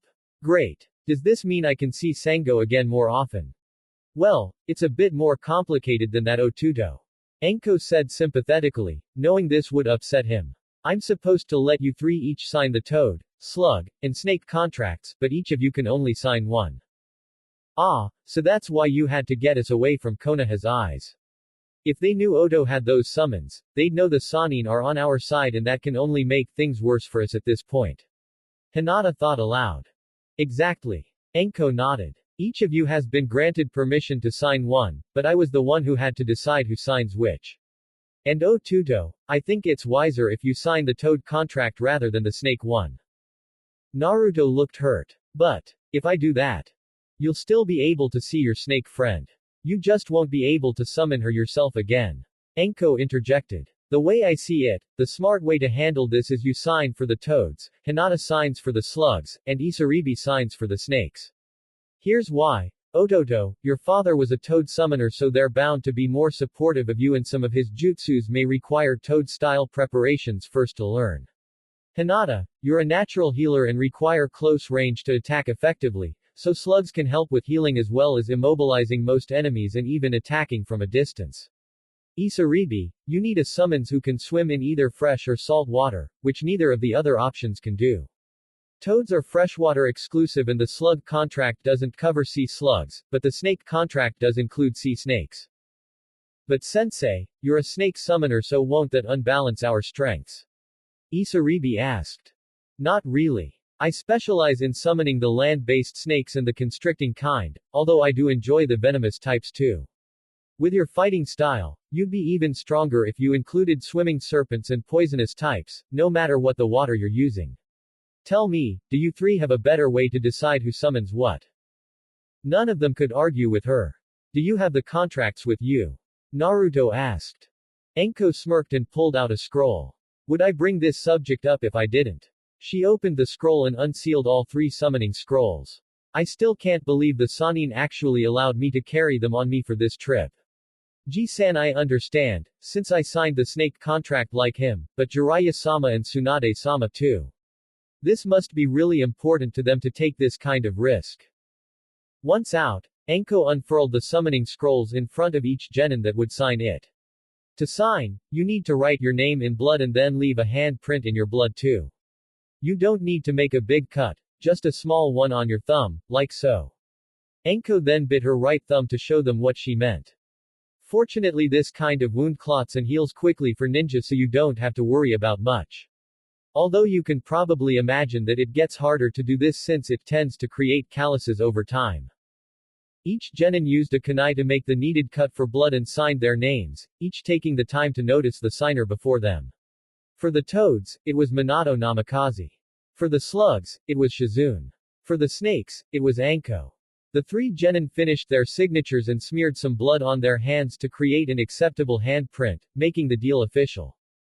Excellent. Anko told them as she took the scrolls back and closed them, then sealed them away in her storage scroll. She quickly summoned her personal snake Kogyoku. Take this back to Oto. Give it to Ji-san, and tell him hi for me. The purple snake nodded, curled around the scroll like a constrictor, and disappeared in a puff of smoke, taking the scroll with her. Okay, now that part's done, let's practice actual summoning. But keep it small and quiet, and quick. We still need to get back before someone comes this way, and replace the clones without anyone noticing. Enko told them. Here are the steps to summoning. First, get some blood across your palm, preferably the same one you just signed the scroll with. Then make the following hand signs: boar, dog, bird, monkey, and finally ram.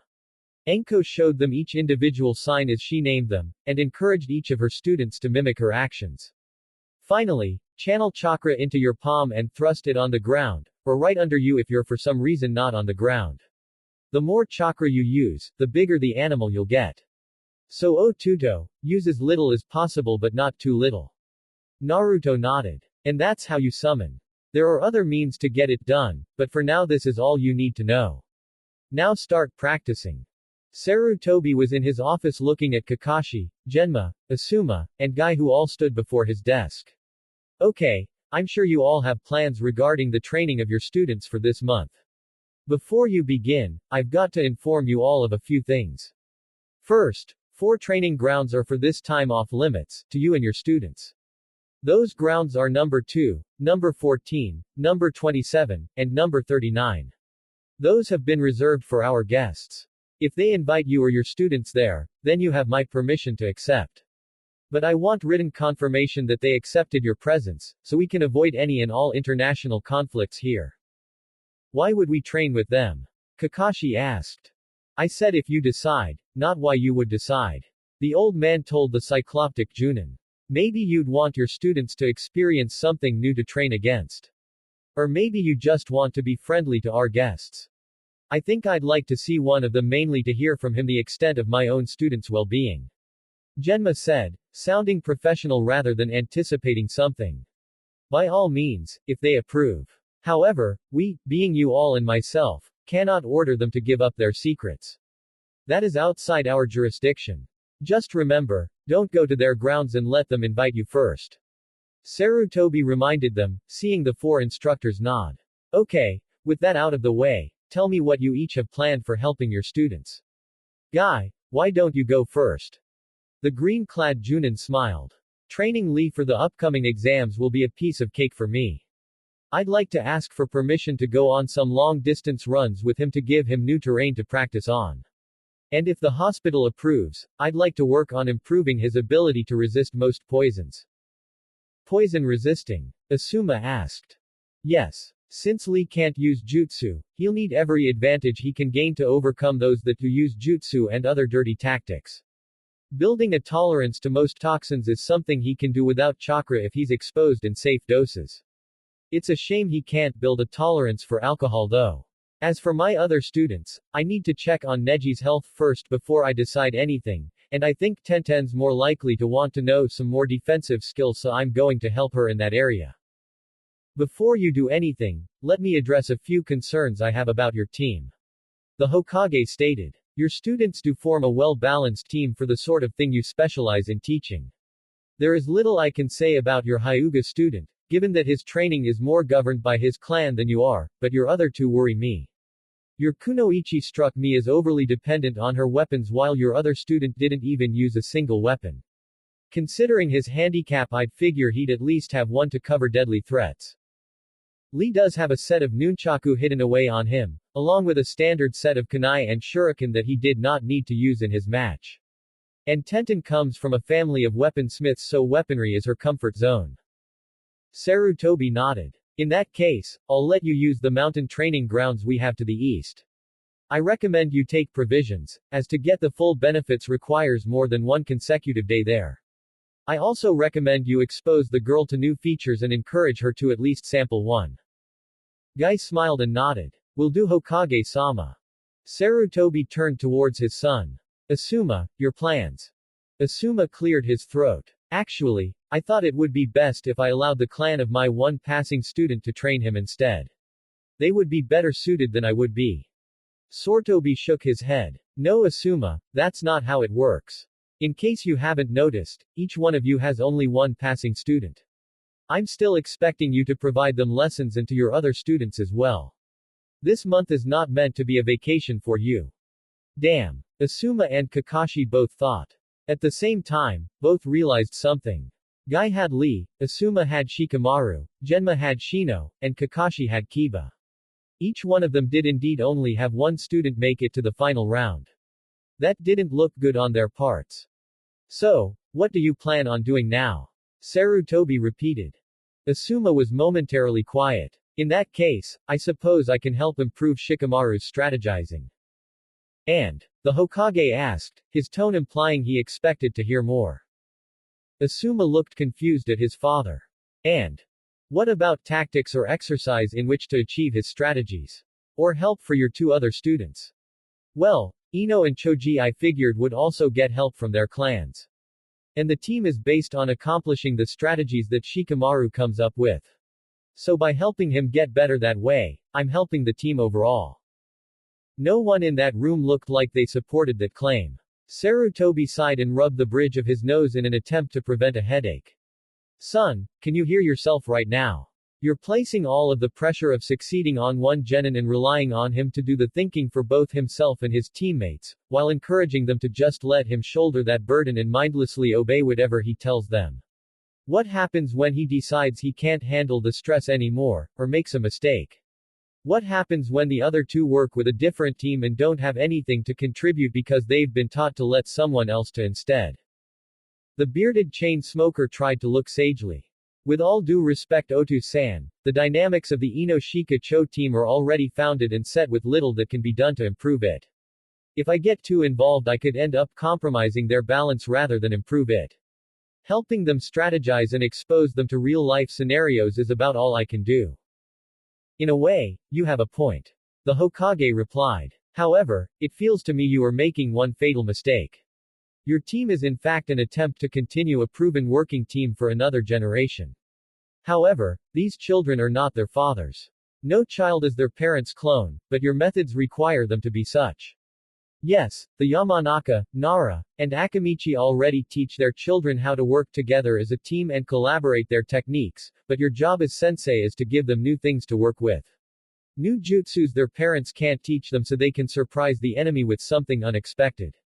Different exercise regiments so they don't just do the same ones over and over again. And ways to counter methods their parents probably never experienced themselves. Just sitting back and saying, do what your fathers do, is hardly what you're being paid for. Asuma sighed, seeing he'd have little choice in the matter. Well then, what do you recommend I do? What I just said. Expose them to something new. Sarutobi told his semi-lazy son. Asuma wasn't a total sloth. In a battle he was quite strong and versatile. He was after all one of the 12 guardians, and you don't get to be one of those by being lethargic. Asuma's real problem was that he just wasn't good at interacting with others. He was a strong ninja, but not a people person. I'll see what I can come up with then. Maybe I'll have them train with the other teams to give them opponents of their own level to start out with. Sarutobi nodded. That's a start. But I want to see more than just that by the end of the month. Asuma slowly nodded, and Sarutobi turned towards the next Junin in line. Genma, what do you have to say? My first priority is determining the well-being of my kunoichi student Yakumo.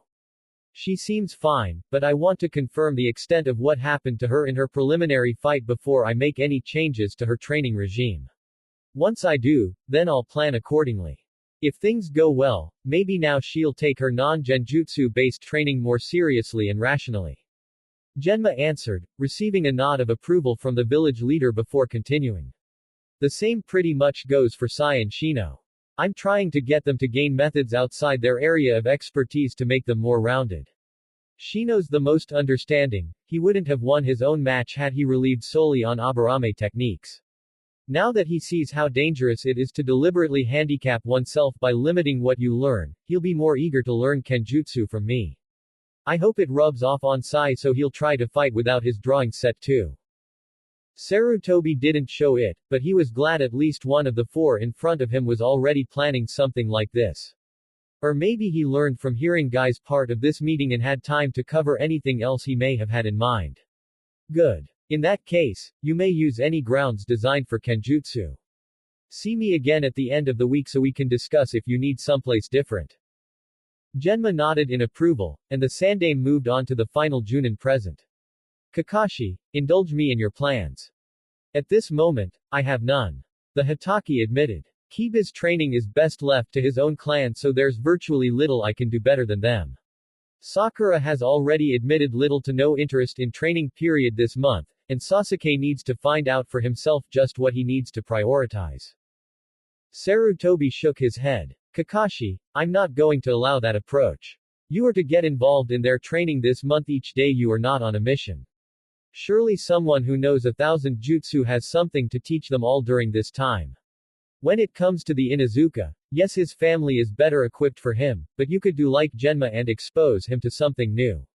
For the Haruno, if she's not motivated on her own, make her motivated. That's your job. And for the Uchiha, you have a point, but if you leave him to do it by himself, what do you expect him to accomplish? I expect him to finally realize what he doesn't excel in. I hate to sound like I approve of what our enemy did, but without his Sharingan and the ego boosts, Sasuke is finally starting to understand he's not 100% in every conceivable aspect. But if I were to point out his weak points to him now, it would be no different than every other time I or someone else tried. By seeking the answers himself, Sasuke is much more likely to accept what he discovers, even if it's not flattering. Once he finds something, then I'll help accordingly. Okay, and in regards to the other two? Sarutobi asked. They can manage. Sarutobi frowned, as did the other three Junin. Asuma was the lightest frowner, mostly because he had tried a similar approach. Kakashi, you have a team of 3. Not 1, 3. Just like with my son here, you cannot say only one deserves actual attention and direct instructions. I expect you to provide training to them all within the month and I will be keeping tabs on your efforts. But I don't know what to do that wouldn't interfere with the Inuzukas or have a way to make Sakura take it seriously. Kakashi countered. Ask the Inuzukas themselves to reach a compromise. Order Sakura to do her training with more than the bare minimum. Your job is to motivate your students, not wait to be motivated by them. Remind her who's boss, train with her, bribe her if you have to. Just do something, damn it. I'm paying you to teach, not babysit. Kakashi reluctantly sighed. Fine, I'll come up with something. Good, because I'll be watching tomorrow. And if you really need an idea, tell Sakura that if she wants to stay a ninja, she better train like it or I'll have her removed from the ranks. With her being a genin and not from a clan, there's no risk or conflict in doing so. I'm not going to keep paying someone to keep being a shinobi when they regard it as a chore rather than a lifestyle. Kakashi slowly nodded. I'll let her know right away, Hokage-sama. Sasuke right then wasn't working on his skills though. He was doing something a little more important. He was going to the eye doctor. That may not sound like that important a thing to a civilian, but to a shinobi it was incredibly vital. Especially for the kind like Sasuke who had dojutsus thus needed to ensure their eyes were in good condition. Heck, he and the Hyuga were probably the optometrist's most frequent customers. As for other ninja, considering the fact that the majority of information a human requires is done by use of sight, to do their job well all ninja required good eyesight. Most ninja requiring corrective lens resorted to contacts, but there were glasses available for off-the-job and for civilian customers as well. Sasuke made an appointment mainly because of the event in the Forest of Death where he encountered the Odo team that did something to his face, with no clear results. He was worried they did something else to his eyes, maybe making him go blind little by little. He needed an expert to give him an exam to be sure his eyes weren't going to get any worse before they got any better. Despite the necessity of this visit, Sasuke still disliked having to do it. Mainly because the one specially trained optometrist in Konoha was a woman that he didn't get along with too much. Her name was Meiko Ichiba, a brown-haired woman old enough to be his mother who wore black-rimmed glasses and always gave him a look of disapproval and pity. Like she thought she knew everything about him and didn't approve. Sasuke didn't approve of her much either since she never catered to him whenever he flaunted his name around back when he had his Sharingan, even though it wasn't active back then. You're not the only one with a dojutsu, so you're not the only one who's important in my line of work, was her justification to him. Sasuke went through the procedure, consisting of looking at an eye chart and a direct examination of the eyes themselves, and now waited the results. Mako came into the room with a clipboard, readjusted the hairband she wore as she did so. Her hair only came down to about her shoulders, but that's because a hairband wrapped around her forehead held it up like that. It would probably hang down to her waist if she let it loose. When she finished fiddling with her hairband, she looked at the young boy then the charts again. Well Sasuke, according to what I've found, your eyes are still in good shape. No different than any other time you've had an exam. Sasuke wasn't convinced he was in the clear though. Are you sure? Yes, I am. Your eyes are fine. The emo Avenger then scoffed. If they were fine I would still have my Sharingan. Life's unfair Sasuke. Get used to it. Mako replied without empathy. That comment made the young Uchiha glare at the eye doctor. Shut up you old bitch. You have no right to devalue my life and pain. Mako was undaunted. Your life, maybe. But your pain, yes I do have the right. Why? Maybe you haven't noticed young man, but you're not the only one who lost someone important to them. My own family was wiped out too, even my husband and sons died. Almost all of your former classmates and teachers have lost at least one relative to someone else, but you don't hear them piss and moan like the world's giving them nothing but crap. That's because they weren't Uchihas. Sasuke replied. Mako stomped her foot and got right in his face, her own glaring brown eyes actually sending chills down Sasuke's spine. Don't you dare talk like that young man. Uchihas are not the only ones in this village that matter. I don't ever want to hear you undermine the importance of another person's life or death simply because of their name. One of my best friends gave her life to save me and others from dying. Are you going to trample her sacrifice simply because she's not related to you? Sasuke didn't know what to say, so Mako continued her little rant. You used to be such a nice boy Sasuke, then you have one bad day and all of a sudden you hate everything and everyone except yourself. What would your mother say if she saw you like this? Sasuke decided to speak up right then. He had been put down by this woman before, but never regarding the subject of the Uchiha massacre. Shut up. You give me crap about devaluing the pain of others, and here you go saying my own pain isn't that important. My life is miserable thanks to Itachi. No, it isn't. Mako countered. Your life is not miserable. You've just had one bad day that you're so fixated on you ignore all the good days you've had, before and after. Sasuke surprised her by punching her hard in the jaw, making her stumble and fall backwards, landing on her posterior quite hard. Sasuke himself rose from the chair he had been sitting in. You low-life bitch. He looked like he was close to striking her once more. My whole family is dead. Everyone I ever cared about is dead. So is my family. Mako all but screamed in his face, getting up quicker than he expected her to. Up close, he saw her hard eyes contain both anger and sorrow. She was crying too, but for reasons he couldn't understand. I told you Sasuke, you're not the only one here who lost everyone who mattered to them. Everyone I ever cared about is dead too. I understand your pain far better than you give me credit for. And it breaks my heart to see you act as you do. She held back a sob, looking sadder, but continued, as if she couldn't stop herself. I can remember back when you were still just a little boy. You were nice to everyone and full of smiles. All you wanted was to do your family proud, and maybe hear some praise from your father. Your mother only had good things to say about you. Then one exceptionally bad night, and you become a completely different person. One who never smiles unless another suffers. One who acts like names define people. One who takes everything he gets for granted and covets everything that isn't already his, even if he shouldn't have it. What happened to the young Sasuke Uchiha I used to know? Despite her tears, Sasuke remained cold to her. He grew up. That's what happened. Mako wiped her eyes but the tears wouldn't stop. No, he didn't grow up. He's still a little kid. If he did grow up, he wouldn't demand respect by saying his name like it's holy or something. He would realize that a ninja makes the name, not a name makes the ninja. She then rubbed her jaw where it still ached. And he certainly wouldn't hit someone just for saying something he didn't want to hear. You still shouldn't have said it. He responded without remorse. Mako sadly sighed. This is what I don't like about you Sasuke. I know you are a good boy deep down and can be again. The problem is you've gotten so used to being treated special that you've grown to expect it rather than appreciate it. And because you don't appreciate the special treatment, You don't appreciate the people offering it or the reason why. You've grown to believe that this is your world and we all just live in it, and if we do we might as well be of use to you. If you ask me, you deserve to lose your Sharingan, because now your eyes can truly be opened. Sasuke didn't know whether to be shocked or enraged by her claim. But the strange thing was part of him agreed with her. I have gotten too used to the way people regarded me. I never thought they were doing it just to be nice or in hopes I would return the favor someday. I just figured they were supposed to do it. And the fact that I don't have my Sharingan anymore is the only reason people are being honest with me now. Maybe she's right. Maybe I have been overestimating my own worth and underestimating everyone else's.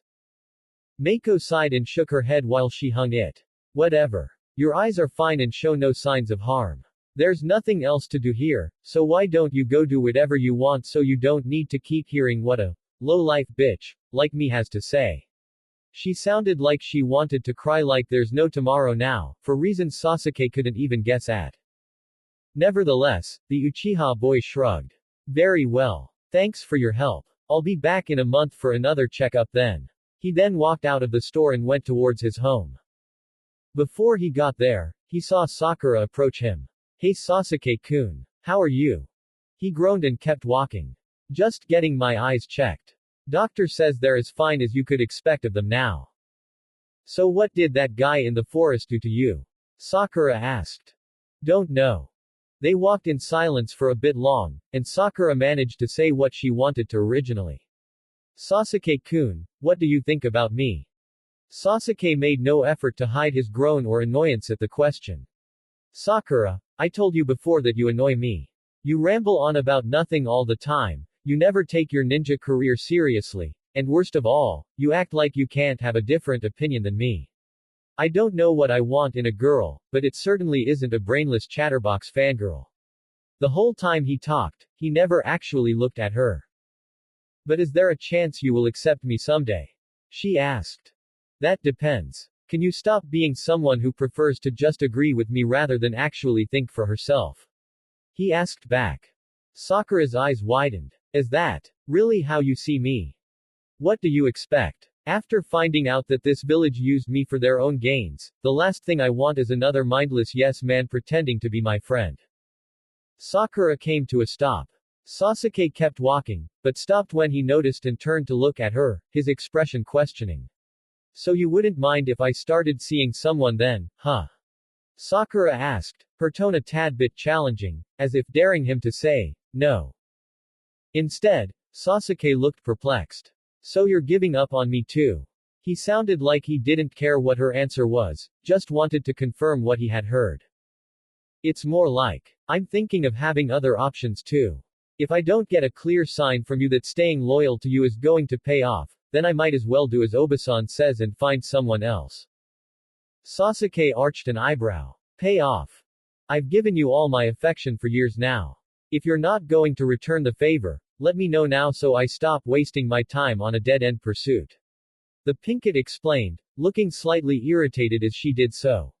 Then tell me why you've decided this now. Sasuke insisted. Sakura sighed. I guess. I've just started to notice things about you I didn't before. I'm willing to overlook them, but I need to know you care in return first. What things? Sakura held her hands together in front of her and looked a little meek and sheepish right then. Like, how you're not as strong as I thought you were.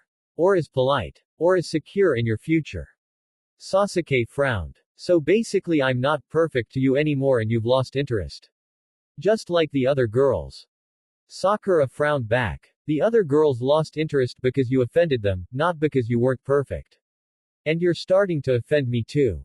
So give me an answer, or I'd decide myself. Sasuke turned away, still looked annoyed. I'm not interested in a relationship with anyone right now, Sakura. You want one so damn badly, be my guest and look for someone else. My advice though, don't expect them to be perfect. Sakura sighed. Fine then. Thanks for letting me know then. Bye Sasuke-kun. She then walked away. Sakura surprised herself by not shedding a tear over his refusal. Sasuke just shrugged the whole thing off and went home. A week had gone by and so far no one in Kana had disturbed the Oto or Suna teams. And in return those teams had not disturbed anyone in Konoha. Most of the supply runs had been done by the Junin, but the genin were allowed to have some free time to look around the city and relax, so long as no one did it by themselves. Thus Naruto always found himself in the presence of one of his girls. He didn't mind, because it gave him a glimpse at what life would be like for him once the harem project became official. He hated calling it that, but he could think of no better way to describe it. Overall, things had been surprisingly peaceful for the visiting shinobi. But tonight, that was about to change. Naru-kun, I'm ready to take a shower. Hinata teased her fiancé. Since her sensei declared she was unallowed to be alone for any amount of time, the past week she's had to clean up with a partner. In her case, that meant Naruto. Not that he had actually washed up with her, more like he waited in the room as she showered. The curtain kept them apart, but Hinata made no effort to hide her naked body during the times he got a chance to see it. Apparently skinny dipping a week ago made her less inhibited on this subject. No Hinata, you've had him each day so far. Let me have a turn for once. Isaribi told her teammate. I'm just following orders, Isaribi. Hinata replied. I can't be alone for any amount of time. Why don't the three of you share for once? Enko asked, never lifting her eyes from her book as she did. Isaribi clapped her hands together. Great idea, sensei. Our first threesome. Now Enko looked up. You want me to change my mind? You think we'd listen if you did? The swimming enthusiast asked back. Enko sighed. Fine. All three of you go get cleaned up. And that means no going past second base, understand? Just be glad I'm not limiting you even further and I can do that. Enko told them, and all three knew immediately that she was not to be tested on this. Before either Enko or Naruto could object, Hinata and Isaribi took a hold of the young boy's arms and swiftly dragged him into the restroom. Enko smirked and went back to her book. Inside the washroom, Naruto didn't know if he should consider himself lucky or not. First skinny dipping and now showering together. Should I be worried that so far all the perverted things so far have not been my ideas? You should be glad you have girls that are willing to go along with this. Isaribi said as she pulled her top over her head, revealing an aqua blue pastel bra without straps. Just imagine how eager we'll be when you do decide to start the fun parts. She then pulled down her skirt, revealing a matching set of panties. Naruto blushed. Weird, even after seeing you in a bikini over 100 times, seeing you in your underwear gets me. He struggled to find the right word. Hinata hugged him from behind and began lifting his shirt off. Excited. Worked up. Yeah, that sounds right. He said after his shirt was off him. He turned and saw Hinata's chest already was completely bare, but she still had a pair of white panties on, but not for much longer since she started to slowly pull them down. I can't believe how one session of skinny dipping and a week's worth of showering with him in the same room has made me so unembarrassed about showing Naru-kun my naked body. Hinata told herself as she stripped in front of her betrothed. Like what you see, Naru-kun. You've asked that every day, Hina-chan, and my answer's still the same. Yes. He told her with a pleased grin. Isaribi, now fully nude too, moved to stand next to Hinata. And how do I look, Naruto-kun? You look great too, Isaribi-chan. The disguised Jinchuriki said with a blush. Part of him didn't want to, but he couldn't avoid having his eyes scan her body up and down. Isaribi saw this and just smiled. Then she grabbed his hand. You can do more than just look, you know. Hinata struggled to stay out of this. Calm down, girl, this was bound to happen, and it's not like he hasn't already touched already. She tried to hide a perverse smile as she recalled the day Naruto cupped her breasts from behind. When she saw Isaribi place Naruto's hand on her breast, Hinata found herself actually not minding it. I think I'm getting better at this sharing thing. Good, I don't want to lose Naru-kun by being possessive. All of a sudden, the window in the room fell out of place and down to the street, shattering on the pavement since they were on the third floor of the hotel. The sound of the glass falling and the sudden rush of cool night air caught all three's attention. But that was nothing compared to the man who barged in through the window wearing a plain black ninja outfit and a white mask with no features other than thin eye holes. Hinata and Isaribi immediately tried to hide their bodies from this intruder while Naruto made a defensive stance in front of both girls. The intruder showed no sign of intimidation and swiftly threw a dozen smoke bombs onto the floor, blinding the genin and making them cough strongly. Naruto, despite the difficulty he had breathing, managed to activate his Neo-Byakugan to see what this guy would do next.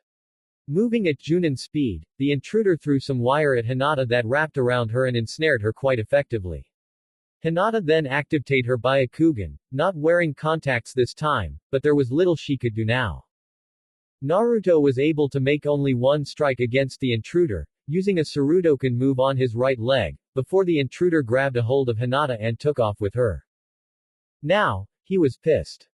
Thinking quickly, Naruto made a clone to stay and watch over Isaribi and inform Enko of what happened while he jumped out the window and followed the guy who kidnapped Hinata. Thankfully he still had his pants on at this point, and that his Neo-Byakugan could ensure he wouldn't lose track of his target. Damn it. I can't catch up to him unless I use a different Kekkei Genkai. But once I turn this one off, I'll likely be unable to keep following him. He could easily disappear in that 9-second gap. Naruto told himself angrily. But why isn't Hina-chan screaming for help? And who is this guy anyway? A closer look with his dujutsu gave him at least one clue. So, this guy is a Hyuga. That must be why Hina-chan's being silent. Over my dead body you're taking Hina-chan away from me. Naruto tried picking up speed, but he still couldn't catch up. I sure hope this works. He told himself as he got an idea and formed the ram sign. 5 trigrams wind punch. He said as wind chakra collected in his open palms, much like the Hyuga technique air palm. He placed his open hands in front of himself and then the chakra fired out and towards the calves of his target. The effect was like being hit with a sledgehammer in the shin bones. Even though only the right calf had been hit due to the running, the intruder lost his balance and fell forward, crashing onto the rooftop. He dropped Hinata who fell on her side hard, wincing a bit from the impact and the small cuts the wires made on her skin in the process. Ignoring all that, the young girl attempted to get to her feet with her arms bound to her side and her legs bound together too. I gotta get out of this, but how? She asked herself, starting to actually panic now. The kidnapper got back to his feet but by then Naruto caught up and sucker punched the guy in the jaw. The kidnapper stumbled but didn't fall down. Still angered, Naruto decided to use some techniques his Neo-Byakugan allowed but Hinata's Byakugan couldn't effectively accomplish.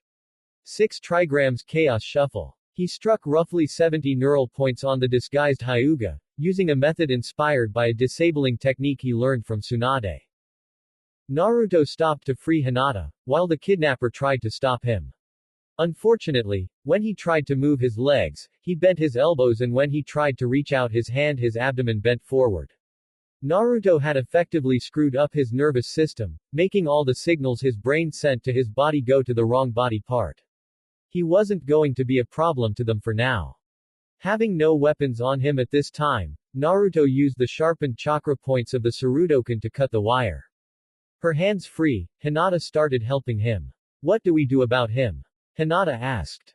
I think we should let the others decide that one. The next morning, as Sarutobi walked towards his office, he was greeted by his secretary and the Suna team, and the Suna ninja did not look happy. Can I help you? He asked. The secretary responded. Our guests from Suna wished to speak to you immediately Hokage-sama. Sarutobi nodded briefly to show acknowledgement for hearing this. Very well, join me in my office. He led them to his office and after they were inside he activated the privacy jutsus and sat down at his desk. What's on your minds? Baki stood before his students. I'm going to have to be frank here Hokage-sama, as there is no way to sugarcoat the situation. Last night, a Hyuga attempted to abduct one of the Kunoichi genin from Oto. She was saved thanks to her own team able to get her back, but this event is clearly a hostile sign. And since Oto is our ally as well as Konoha is, we must act here as mediators to avoid unnecessary conflict. Sarutobi sighed. I had a feeling this would happen. Need I ask just which Kunoichi was abducted? I think it's more than obvious which one it was. The elderly Hokage nodded. As I thought. I did order the Hyuga clan to not do something drastic in this matter. Tamari cut him off. But did you tell them not to do anything at all, or just nothing major? The old man frowned at her. You dare imply that I subtly told my ninja to act around my own orders. Tamari shrugged nonchalantly. All I'm implying is that if we could interpret that meaning from your words, who's to say that they couldn't as well? Or maybe they chose to say, screw the orders, let's do what we want anyway. I would suggest you not slander my ninja so carelessly. Sarutobi told the blonde Kunoichi. Gaara narrowed his eyes. You're more concerned about slander than the actions behind the one being slandered. Getting back on topic, Sarutobi said. I made certain to order my ninja to not do anything against your allies. I understand full well the conflict and issues caused by such an action. However, the Hyugas tend to have a myopic view when it comes to their security. I could imagine that if I had eyes that could see everything around me, I too would be extra cautious regarding the thought that something may happen that I couldn't see coming. Sarutobi rested his chin on his clasped hands, elbows on his desk. Naturally, there must be quite an uproar regarding the fact that there is a Byakugan wielder outside the village and outside their jurisdiction. They've probably spent this entire week looking for any means to legally acquire her regardless of what the other village may claim. And I don't need to be a Hyuga to know that village and clan law both dictate no right to just up and take what belongs to another village. Which is why I suspect they're not going to obey the law and just take what they feel they're entitled to. Tamari commented. Sarutobi looked at Baki. Does Suna allow all their genin to speak like this to those in charge? This girl is the daughter of Arcasecage, and he actually encourages all his children to be open when talking with him, especially regarding important issues. The semi-masked Suna Junin replied. Kankuro nodded. Otu-san says even if he doesn't like what he's hearing, he at least respects someone who speaks honestly rather than someone who sugarcoats their views to avoid sounding bad. Be that as it may, I am not your father, so I would prefer it if you spoke more discreetly in my presence. Sarutobi told them. Gaara looked confused. So you wish to only hear what pleases you. Surely as a ninja you are well aware that is not always possible. I mean, speak respectfully, young man. We are speaking respectfully by speaking truthfully.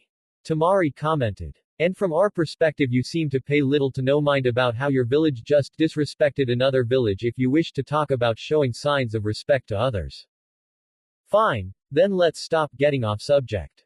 As I was saying, I ordered the Hyuga clan to keep their hands off that girl in question and warned them I would have to take action if they didn't. Can anyone identify the accused Hyuga? Kankuro took the bundle on his back off and placed it in front of him. He then unwrapped it, but instead of his Karasu puppet, inside contained the aforementioned Hyuga, greatly surprising Sarutobi. We didn't want to just hand him over to your legal forces, on the suspicion they would sweep this incident under the rug, and we couldn't just carry us with him in plain sight, so this was the best way to bring him here. If you have a better way in mind I'd love to hear it. Sarutobi just stared at the still confined Hyuga laying on his floor for a moment. No, I don't believe I do know a better way. I thank you for avoiding causing a scene, but I do wish you chose not to take this matter into your own hands. We were just watching over our allies Hokage-sama. Baki stated politely. We are entitled to do that. Sarutobi nodded. Indeed you are. Speaking of watching over, Tamari started, heedless of the Hokage's desire for her not to. We heard and saw evidence that says this guy here was able to remove a window on a supposedly secure building, enter, and get out, all within a minute. Why was our hotel not being watched over by your village security? Did they not notice or choose not to intervene? And what really bothers me is that it looks like the window was removed as if unbolted from place, telling me this guy here had prepared for this earlier and just acted last night. Sarutobi looked at the tied-up Hyuga. Is this true? The captive just nodded sadly. Sarutobi then looked at the Suna Nin. Rest assured that this man will be effectively punished for threatening our village alliance by attacking one of your other allies. I can only hope that this won't affect our village's ties. Baki smiled. As long as justice is served, I don't think you'll have to worry about that, Hokage-sama. 2 hours later, Hizashi was meeting with Sarutobi down in the hallways of the holding cells of the interrogation department of Konoha. What did you wish to speak to me about, Hokage-sama? Remember how I said your clan was not to do anything to the girl from Oto that has a Byakugan? Sarutobi asked, and Hizashi slowly nodded. Can you explain why one Hyuga did anyway? Hizashi was silent in thought for a moment. It's hard to say, Hokage-sama.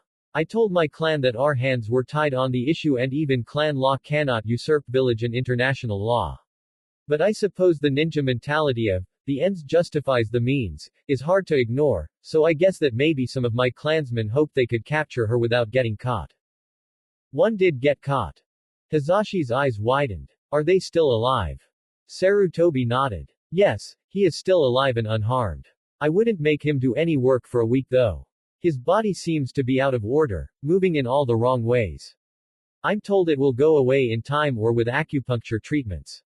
But even so, I'm afraid I have to make an example of him. Hazashi slowly nodded again. I see, and what is it you wish done? Just keep him in your estate away from public view until after the exams are over. Sarutobi answered. This certainly surprised the Hyuga head. Beg pardon. Oh, I never intended to actually punish any Hyuga for trying to take that girl. If anything, I was kind of expecting it, and if they had succeeded, that would have proven useful to us. But since he didn't succeed, I have to play the part of soothing Hokage to keep our guests from causing trouble down the road. All we have to do is get the ninja from Oto and Suna to believe that this guy is being harshly punished, and they'll forget the whole thing and not make it a big deal to their leaders back home. Thus we avoid international conflict and we don't have to lose anyone. Comprehension dawned on Hazashi. So when you said you had something in mind for my clan if they acted out, this was your intention. To only give them a form of house arrest while lying to the others about the severity of his punishment.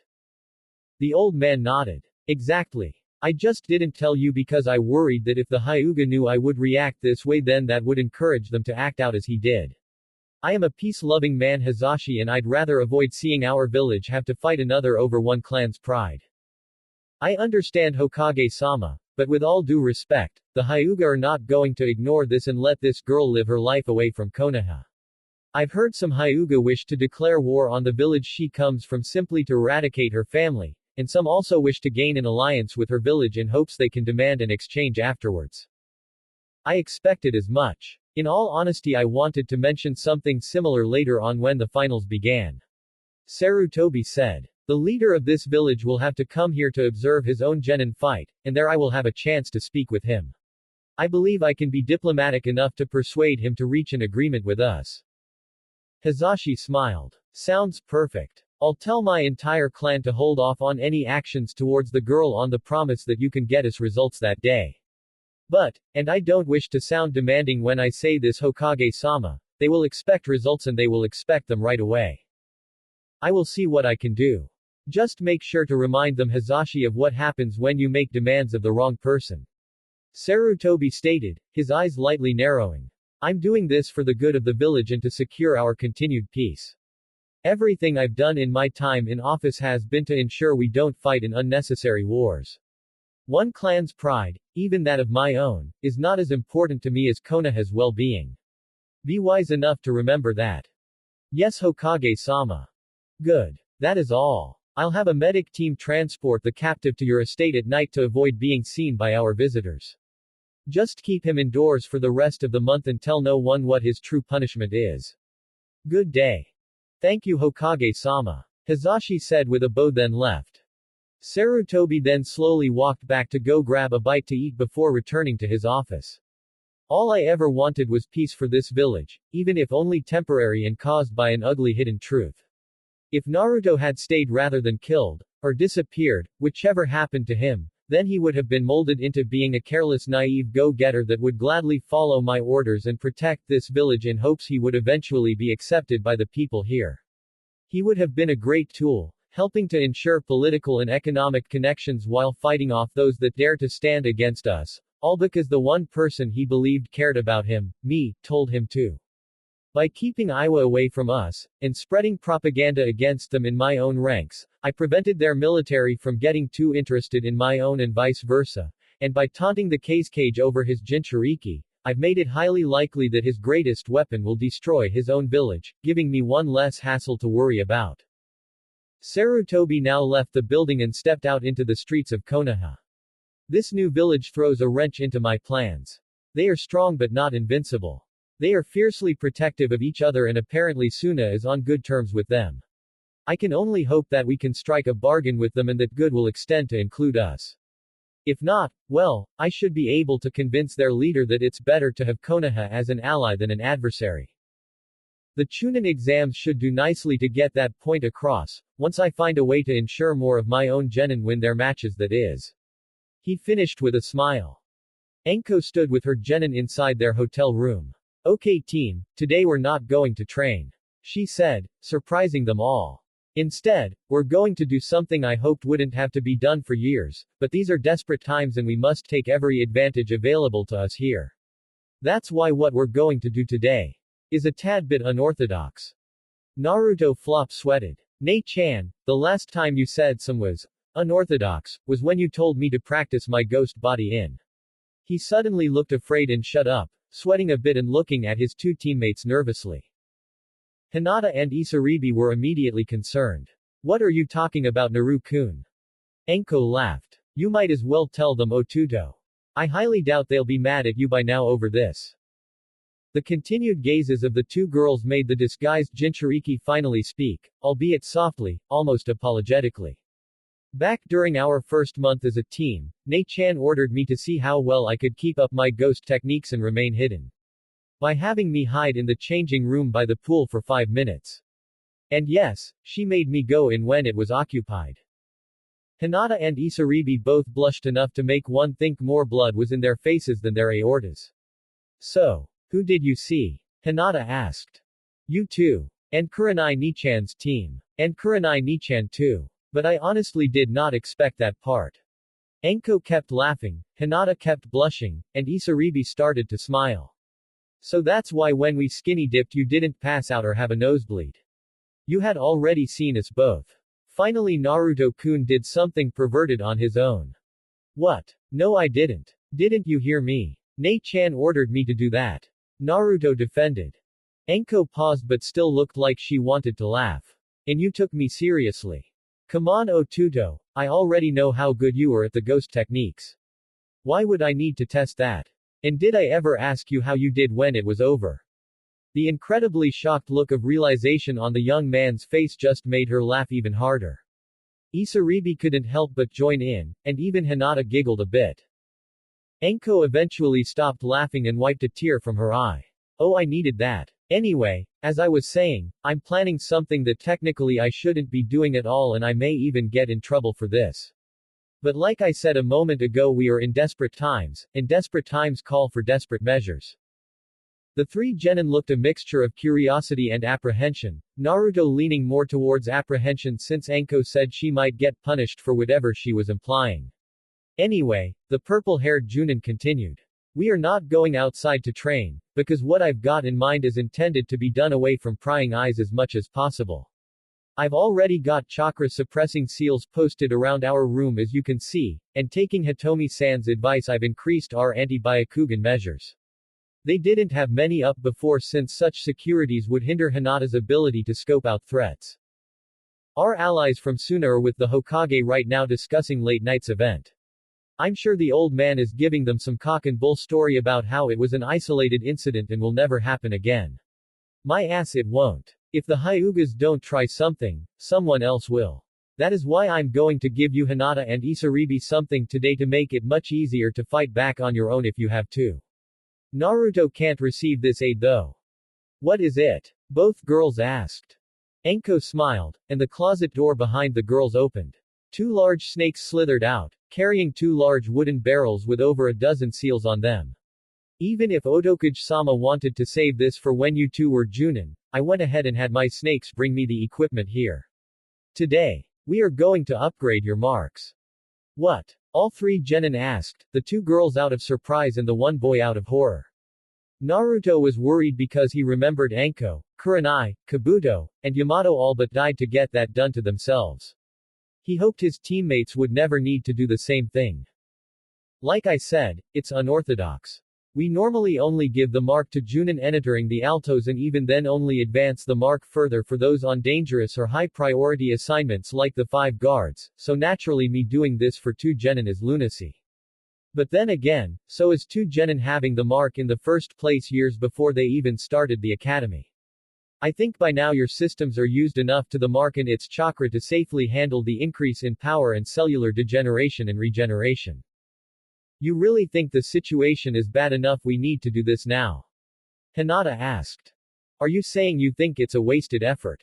Enko asked back. You've been abducted twice now, Hinata.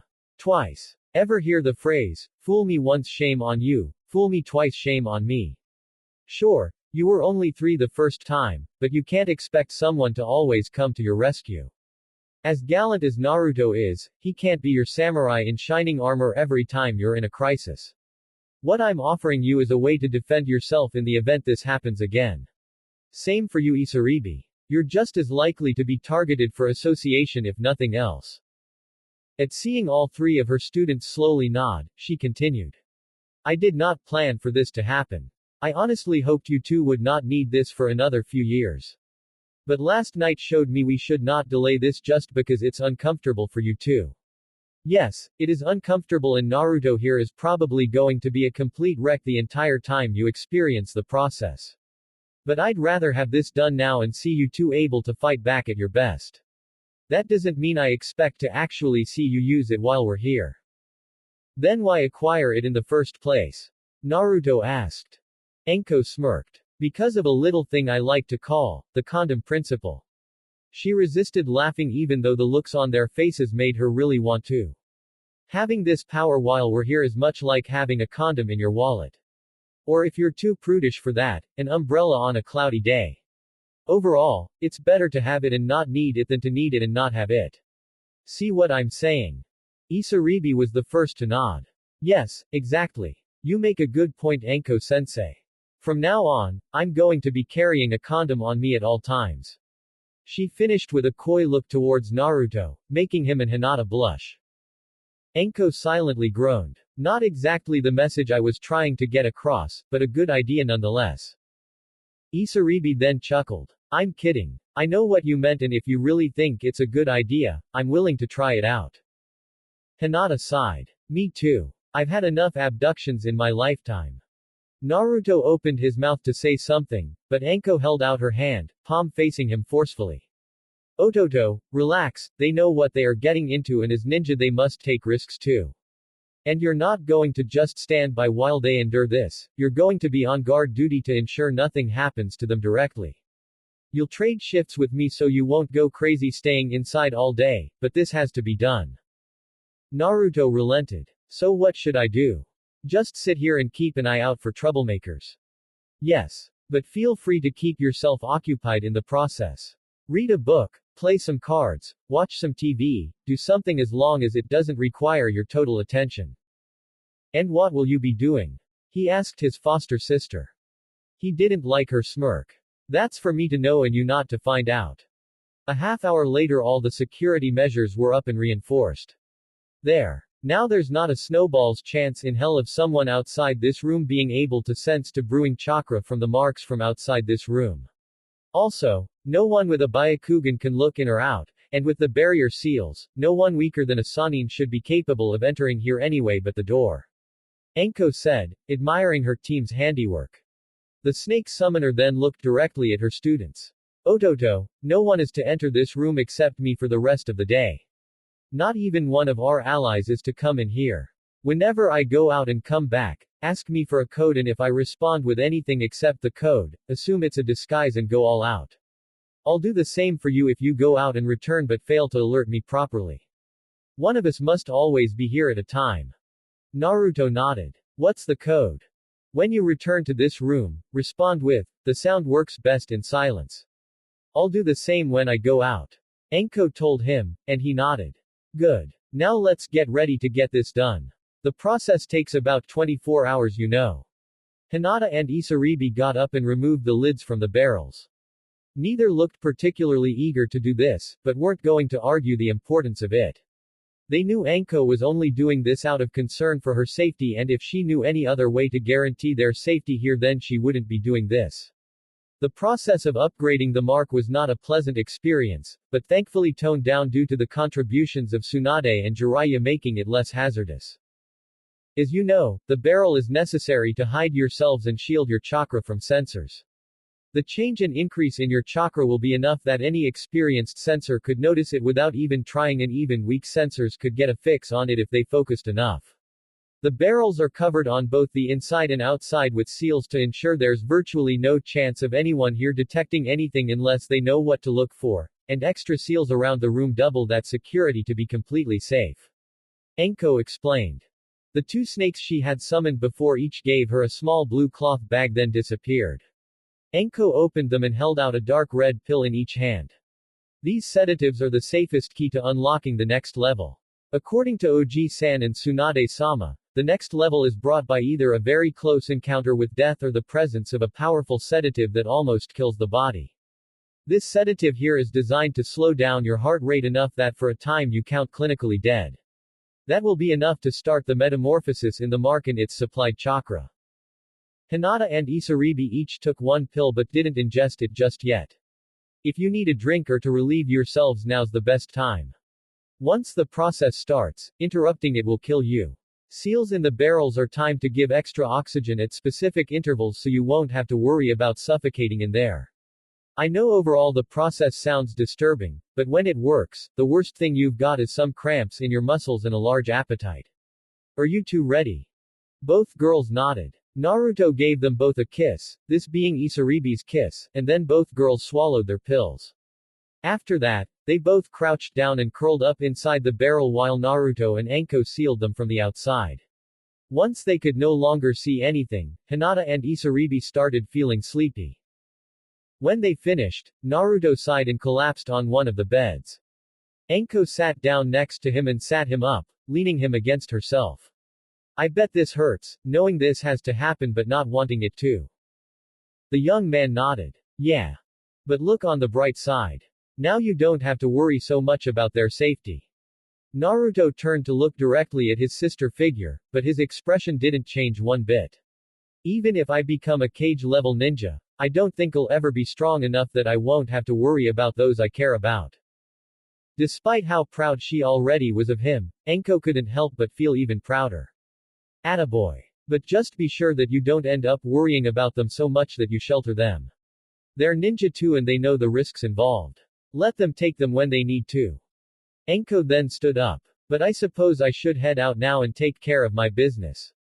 I'll leave you something to make you feel better, Otuto. She then summoned Sango. Enjoy, and don't get into trouble. She said as she left. Naruto instantly smiled at seeing his orange and black snake friend and guardian. Sango. Am I glad to see you again. It took a while for Enko to find a place that was private enough for her to do what she needed. In fact, the only reason she found such a place in the first place was she had help from Subsonic, who provided her the back room at the place they worked with in Konoha. The Oto spy did have to have a job in Konoha after all to support themselves. Once alone, with Subsonic keeping an eye out for any potential interference, the purple-haired Junin summoned a snake. Not her personal snake Kogyoku, but one of the high-ranking snakes that was close to Manda. This particular snake was a large dark green almost black snake that was big enough to eat a person, maybe a cow. It was the kind of snake horror movie makers would love to have in one of their films. How may I assist you? The snake greeted. I have a rather unusual question and I figured only someone close to Manda would know the answer or be able to get it. Enko explained. Ask away. I cannot guarantee I'll know the answer though. As a snake summoner, I am well aware of the rules for summoning. One of those rules is that we are allowed to have special tattoos that allow us to summon quicker and without the use of our hands, like snakes themselves. Enko herself had a set of tattoos just below her shoulders, allowing her to summon snakes inside her sleeves to surprise the enemy. The blood for the sacrifice was taken internally rather than from a cut. My question is, would it be at all possible for someone with a connection to the snakes or a snake summoner, not a snake summoner themselves though, to be allowed to have a summoning tattoo? Even if it only worked for one snake and one snake only. Or even if they already had a contract with another species. The snake looked surprised, which gave it a rather funny expression in Enko's opinion. That is a rather unusual question. As far as I know, the concept itself is not allowed. Only someone who actually signed the contract is allowed to summon us, and I am not aware of someone being able to summon us in another. I have been told that there have been summoners of multiple contracts before, but to be honest I do not know the circumstances that allowed them to be such. Why do you ask such a thing in the first place? Because I'm in charge of a team and counting myself, two of us are snake summoners. The other two however need to summon two other animals to balance us out, but I believe that if we all can summon at least one snake it could help us out greatly. We could communicate with one another across distances with better ease and the other two would have extra attack options. Plus, one of the two is my younger brother who has a snake for a friend and I know he'd appreciate being able to summon her when he wants. I see, but as far as I know unless they sign the contract they cannot summon snakes at all. And if they sign the contract, your request is pretty much moot. As would be your initial attempt to balance your team out by having them sign other contracts first. Personally, I say let them have their current summons. Although I suppose I could check with others and see what could be done with your request. The snake told her. That's all I ask. Enko responded. I'll summon you in a week's time to find out what you uncover by then. The snake nodded, or maybe bowed. Given that snakes don't have torsos it was hard to say for certain. Very well. Don't quote me on anything though. The snake then returned home. Enko sighed. Okay. With that said and done, now I might as well get to work. Night came and went, and the next morning, it was time to unseal Hinata and Isaribi. The other teams were left out of this to avoid making a potential spectacle that may draw Konoha's attention. Naruto kept his eyes on the clock in the room, since it was past the 24-hour mark but only by a few minutes. How much longer can it take? 24 hours is only the approximate time Otuto. It's not an exact timing. Just be patient. Enko told him with her arm across his shoulders. I've been patient for a whole day, what more do you want from me? Enko just smiled and pointed at the barrels, confusing Naruto but making him look at them again. From under the lids there now was a small purple mist emitting. It's time. Naruto started to get up but Enko made him sit back down. No don't. It's kind of like a chicken hatching from its egg. They gotta get out of the barrel on their own. Try to make it easier for them and you'll only hurt them, maybe even kill them. The barrels started to slightly wobble, more dark purple mist coming out. Then the wobbling turned to downright rattling, making it look like the two wooden containers were about to fall over. The mist wrapped around the exterior of the barrels and stayed there, as if shielded them. The rattling intensified, and the mist got darker. The seals around the room flared up to block the growing chakra more. Then the lid on Hinata's barrel burst, and then so did the one on Isaribi's. After that, the wood the barrels were made out of started to crack in random places, until both objects shattered. The dark purple mists condensed themselves in the same area, making it impossible to see the two girls. But slowly, it started to fade and recede, and before even 30 seconds had passed, Hinata and Isaribi were visible again, still crouched down as if still inside the wooden constructs. Not only that, but their skin was covering in their curse markings. Without opening their eyes, the two girls took in a deep breath and relaxed their bodies, making them fall backwards onto the floor with soft thumps. Naruto got up, with Enko providing no restraint this time, and sat down between them, placing both of their heads on his lap. The curse marks on both girls receded back to the mark itself, and then they opened their eyes. Naruto smiled in relief and brushed some hair out of their faces. Hey girls. Feeling okay? Both girls got up and engulfed him in a hug from both of his sides. I'll take that as a yes. Feel any different? Enko asked. Hinata answered first. I'm not sure how to describe it, Enko-sensei. The best way I could is that I feel more active, I guess. Yeah. I thought I'd be sore and unable to move after being locked up like that for that amount of time. But right now I feel like I could swim to Kiri and back. Isaribi added. Enko smiled. Good. Now we're going to work on seeing your new stamina limits and work on getting your chakra control perfected. And maybe, if we can find somewhere private and secure enough, see what your second stage forms are like. I'm game. Hinata said. Days and weeks went by for Konoha. The whole village was getting ready for the upcoming Chunin exam finals, and people from outside the village started their trips to the village too. Then the big day came, and the final rounds were about to begin any minute. Sarutobi was in the arena greeting the more influential attendees. Hello Daimyo-sama. Are you looking forward to seeing the strength of your military? The Fire Daimyo nodded. Absolutely. I always find these events to be entertaining. I must admit though I was a little surprised to hear that only a third of the finalists were actually from Konoha though. Yes, but rest assured the few we do have as finalists are highly likely to do spectacularly. I must admit I am curious about this new village, Otogakure or so I've been told it's called. They seem to have produced a fine crop of shinobi from seemingly out of nowhere. I wonder if there's serious competition for our business. The fire daimyo added.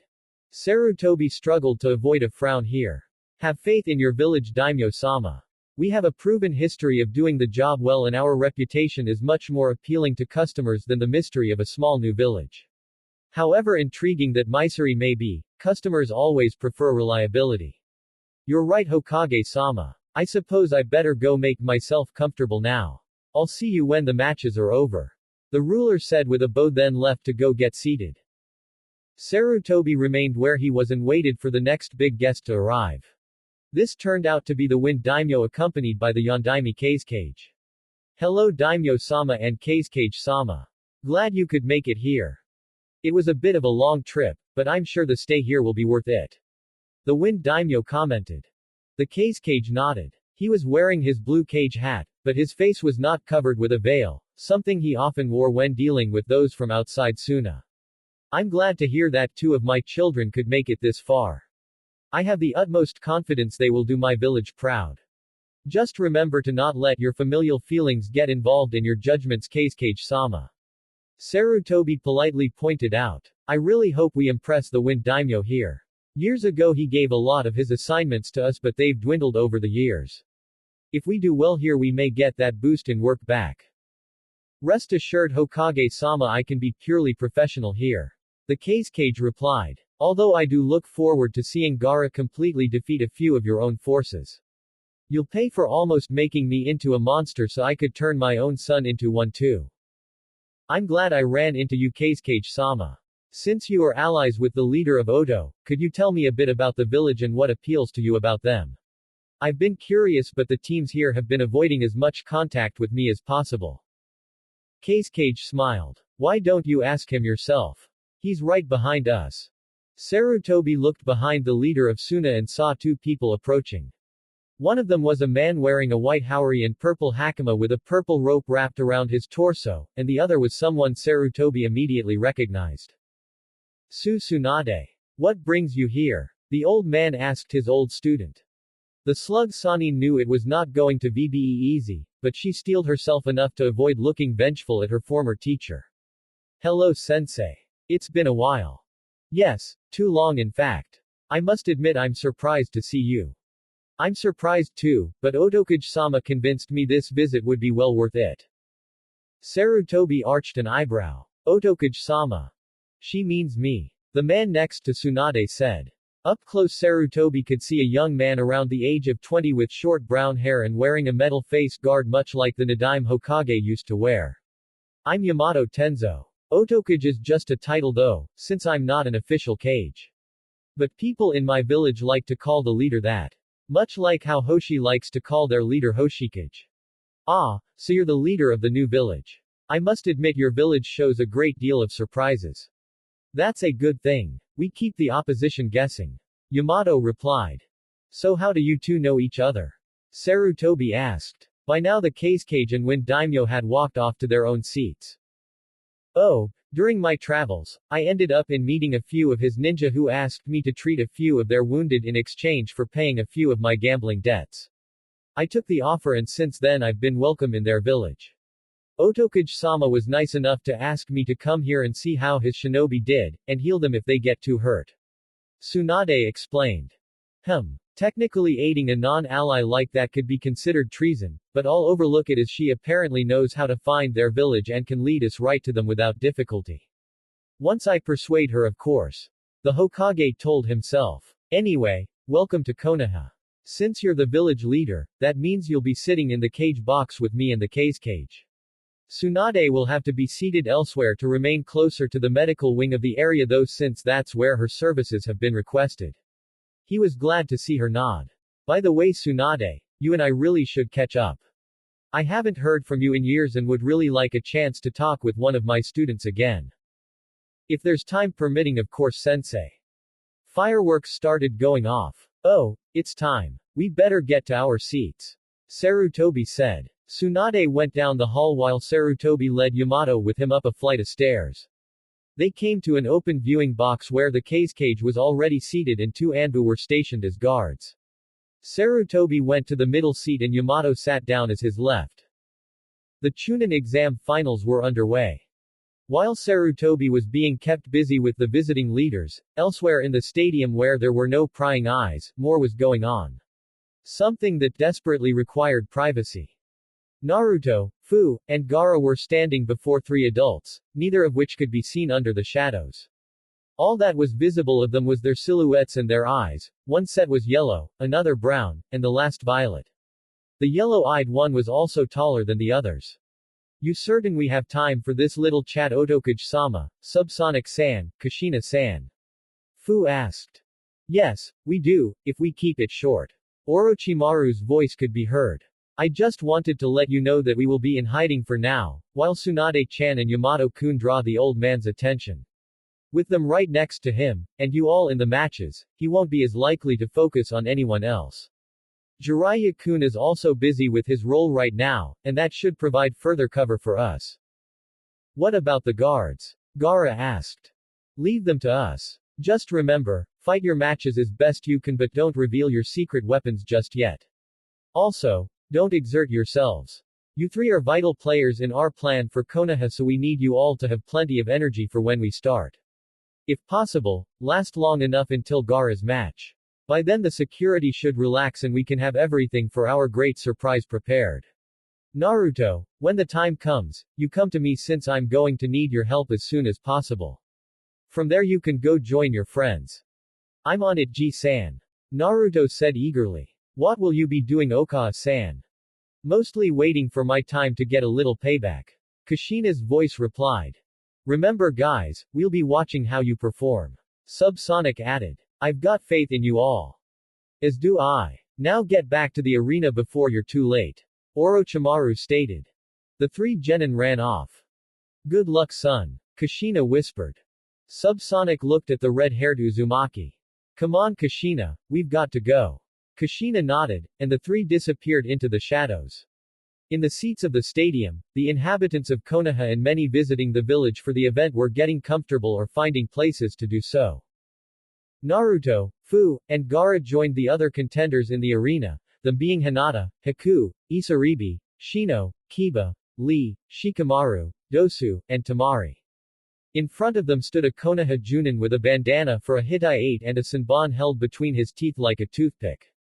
When the time came, he spoke up, a jutsu amplifying his voice enough for everyone to hear it. Hello everyone and welcome to the Chunin exam finals. Here we'll see those nominated for Chunin rank and strong enough to make it this far in the test fight to show their strength and see if they've got what it takes to become authentic Chunin. I'm your host, Genma Shiranui. Hayate would have been the announcer here, but a few council members feared that a sickly announcer would reflect poorly on Konoha's image and in no time the others couldn't help but agree. Mainly because of the lack of their glorified Uchiha, they feared looking even more feeble to potential clients and enemies. So Hayate was in the stadium seats next to his girlfriend Yugo. The genin who weren't participating were seated as well. The Oto genin sat amongst themselves and their senseis with Konkuro and Baki seated between them and the Konoha genin. They weren't seated right next to each other, but the two were on opposite ends with the Suna nin in the middle. Among the Konoha ninja Sakura sat by herself, none of her old classmates seated by her. They were with their families and teammates, while hers weren't near her. Kiba was with the other contestants. Natsumi had no interest in watching. In her words, a bunch of brutes shoving their weight around like they're big shots, and Sasuke simply was nowhere to be seen. The rules of this portion of the test are just like those of the preliminaries. Genma continued. The matches will be one-on-one, and will continue until one of the contestants is unable to continue, does something illegal, or I declare the match as good as done. Understood. All contestants nodded. There is no time limit and you are to treat this match as life or death. Do not leave the arena or you will automatically forfeit. Also do not continue the match after it's declared over or else you will be disqualified from further matches. With that said, let's get started. Would everyone except Kiba Inuzuka and Naruto Urashi leave the arena? Everyone left, leaving only the two named boys still in the arena. Genma motioned for where they should stand and they complied. Kiba smirked. So you're from that music note place. I've encountered a few of your types before. Good luck taking me down in one shot. I'm wearing an athletic cup this time. Naruto just gave him a deadpan look. I'm a guy you know, I don't want to hear about what you've got in your underwear. Ready? Genma asked, then waved his arm down. Begin. Kiba got into the Inuzuka stance and charged ahead, hoping to make a quick impact. Before this match, Naruto had a lot of things to consider on how exactly to do it.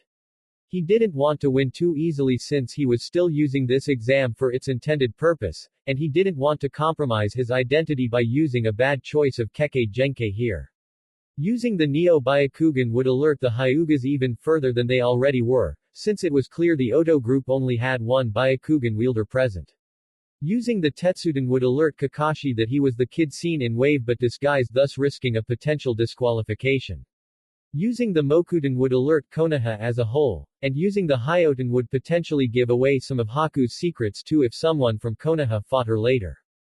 In the end, Naruto felt he had 3 safe choices to make in this match against Kiba, but would hold on them all for now. Naruto got into the defensive stance of Toad-style taijutsu, preferring not to use a Kekkei Genkai right away. He did however create a bunch of shadow clones to form a blockade. Kiba had to slow down to tear them apart with his claws and Orochimaru had to bite them wherever he could. Both received a good number of punches from the clones though before they were destroyed. So far I'm not seeing anything different. He must be testing me like I'm testing him. Naruto thought. But I better stop before he doesn't get to work. The real Naruto then managed to get a lucky hit on Kiba's jaw when the Inuzuka left himself open in his attacks. Kiba felt it and it briefly stunned him for a second, but it didn't stop him. A clone came in and caught Kiba's attention before he could target the real Naruto and attack back. The real Naruto got some distance and activated his ghost body Kekkei Genkai. If his hair wasn't already dyed brown it would have turned white. After training with all 9 of his Kekkei Genkai since he acquired them, he had complete control over his switches from solid to ethereal when using this bloodline. He was solid when he wanted to make a hit and unsolid when he wanted to avoid one. Ghost Art. Phantom Claws of Decay. Naruto said after 4 hand signs, making pale gray almost white chakra form around his hands in the shape of claws that reached out and slashed Kiba and Orochimaru both. A few clones were hit too, destroying them. Then the chakra claws faded away. So you're using ghost body Naruto. Tsunade thought as she watched. Pretty clever. Inuzukas are heavy hitters, but that's meaningless if they just pass right through you. What was that? It was like ice itself passed through me. Kiba thought, having felt a strong chill during the attack. He briefly glanced himself and Orochimaru over but saw no wounds of any kind, not even a tear on his clothes. Naruto caught him off guard by continuing the fight right away and closing the gap quickly, using only taijutsu. Kiba had to fight defensively but when he attacked Naruto blocked each time. He's good at quickly switching between offense and defense, or maybe this style of taijutsu is for covering both purposes in each move. Either way, I better hit him with my own. Kiba told himself before backing away and getting on all fours. Try this on for size. Beast mimicry. Nothing happened. Kiba didn't even feel his chakra respond. What the? Beast mimicry. Still nothing. Beast mimicry, damn it. Something's wrong. Sume muttered to herself as she watched her son struggle. Naruto just smirked. You can't do it. That attack takes away your ability to combine your physical energy and spiritual energy to make chakra. So until it wears off, you can't perform even the most minor of jutsu. Thanks to a sound amplifying jutsu over the arena, everyone in the stadium was able to cheer what the contestants said to each other. After hearing what Naruto said, Sarutobi thought that information over. So that means this boy is not the one who took away the Sharingan, since both Kakashi and Sasuke have proven capable of performing other jutsu. Or maybe that requires a different technique than that one just shown. I wonder if we will find out just who really is a threat to our Kekkei Genkai. Kiba wasn't too worried. He may not have been able to go any jutsu for an indeterminate amount of time, but that didn't mean he was powerless. He ran forward towards his foe, moving slower than he expected, and tried to hit him, but Naruto dodged by slowly stepping to the side, like he was mocking the Inuzuka. What's the matter? Getting slow. Naruto taunted, angering Kiba into continuing the assault. Akamaru tried to help, but he was slower than expected to and Naruto kept dodging them all. Then to make things interesting, Naruto punched Kiba and sent him flying, leaving a trail in the dirt. Naruto just grinned to himself. Poor guy, probably doesn't have a clue what's going on. Phantom Claws of Decay doesn't just temporarily remove your ability to use jutsu, it removes your ability to use chakra in any way. Most ninja take for granted how much chakra they use to subconsciously increase their speed, attack damage, and endurance. You never see civilians jump through tree branches or hit like they have hammers for fists, that's all chakra subconsciously channeled to the limbs and skin to improve one's abilities. Even a ninja that uses no jutsu anyway uses their chakra this way. My technique takes that ability away, rendering the victim no different than a civilian for a short time, all the time I'd need if this truly were a matter of life or death. Naruto then pulled out a pair of trench knives, became invisible, and went on the offensive. Kiba's eyes widened. What? Where'd he? He stopped when he saw a moving set of footprints in the soft dirt head his way. Good, I won't be able to lose him that easily. He grabbed a kunai and threw it right where the footprints showed his opponent was standing, but the throwing knife passed right through. Did I miss? Kiba asked himself, looking down to see the footprints had stopped in place but there was nothing to indicate a success hit or dodge. It's like the kunai just went right through him. Up in the cage box, Sarutobi watched with much interest. A shinobi that can turn invisible, not a bad trick. I knew it was a good idea to cover the arena go-round with loose soil to make it easier for our genin to track the sneakier foes. And if things worked out as I planned, one of the Anbu who greeted the genin into the stadium should have been able to stealthily get a small barely noticeable scent on this Oto genin so the Inuzuka boy could still track him down. I just hope it was enough. That may have just been a lucky shot. Naruto told himself after Kiba's weapon harmlessly passed through his ghost-like body. It's not impossible to track me when I'm using ghost body, so maybe he can still smell me. His thoughts appeared more accurate when Kiba came forward and tried to punch him, his fist going right through Naruto's immaterial body. Huh. Your scent is right here but it feels like you aren't. Clever trick, but I will find you. Kiba said, looking around the arena for any kind of sneak attack. Naruto smiled. Perfect. Now he's doubting his nose. I'll try a jutsu close-up then. And I think I know just the one. He made one hand sign and touched Kiba's face. Illusion art rotten taste. This was a genjutsu he learned from Kurenai. Genjutsus were designed to target the senses to deceive the victim into experiencing something that was real only to them but imaginary to everyone else. Generally only the eyes and ears were targeted to make someone see or hear something specific, with smell and touch sometimes used to make the illusion feel more real to them. But this genjutsu was one of a kind, because it targeted the sense of taste, something virtually no one, not even another genjutsu user, expected to be targeted. What it did was trick the victim into experiencing a foul, horrible taste that varied from person to person, but was always incredibly unpleasant. It also came with two unintentional but not unwelcome side effects. One being since taste and scent were so closely connected, that the victim also to a lighter degree smelt something as horrible as the taste, and the other being that this genjutsu triggered the gag reflex and made the victim want to vomit, further hindering their ability to fight back. Kiba felt something cold touch his face and then the genjutsu took effect. Ah! He screamed, backing away and trying to spit out the offending taste, which he couldn't. He was too disgusted to even speak, but he tried to keep his guard up and keep his lunch down. That should be enough. Naruto thought as he became visible again and deactivated his Kekkei Genkei before resorting to good old-fashioned taijutsu at this point. What is this boy? Most of the Hyuga in attendance thought, many with their Byakugans active. At times he appears normal but other times he's nothing but a chakra blur to our eyes. Such a thing should be impossible, and yet it's happening. Hinata, her own Byakugan active while she watched from the future contestant area, saw their confusion and smirked. Ha! Confused you self-righteous bastards. You should be. The ghost body always plays tricks on dojutsus, such as being blurry to the Byakugan or incomprehensible to the Sharingan. When he's ethereal or even invisible he's just an unfocused glow to our eyes. Too bad you'll never figure out why. Her attention returned to the fight. Kiba managed to defend himself but took a few minor cuts. Akamaru tried biting Naruto's shins but he wore metal guards under his pant legs. Kiba managed to get a few minor cuts on Naruto as well. Damn, you're a tougher guy than I thought. Kiba said, somewhat complimenting the disguised Jinchuriki. By now the awful taste in his mouth had weakened, but was still there. You too. Most people would give up after I render them chakra-less. Naruto replied. We Inuzukas don't know the meaning of give up. Would you like a dictionary? I'm sure it's in there somewhere. Oh, very funny. Kiba said, trying not to get offended and lose his cool. I better do something else soon. This may be my only match in this exam to prove my worth as a chunin, unless we're graded on the part after 2. Either way, Naruto told himself, wondering what he could do here. Kiba quickly pulled out a small bag and took out 2 soldier pills, ingesting one himself and giving one to Akamaru as well. Right away they both felt a surge of chakra return to them.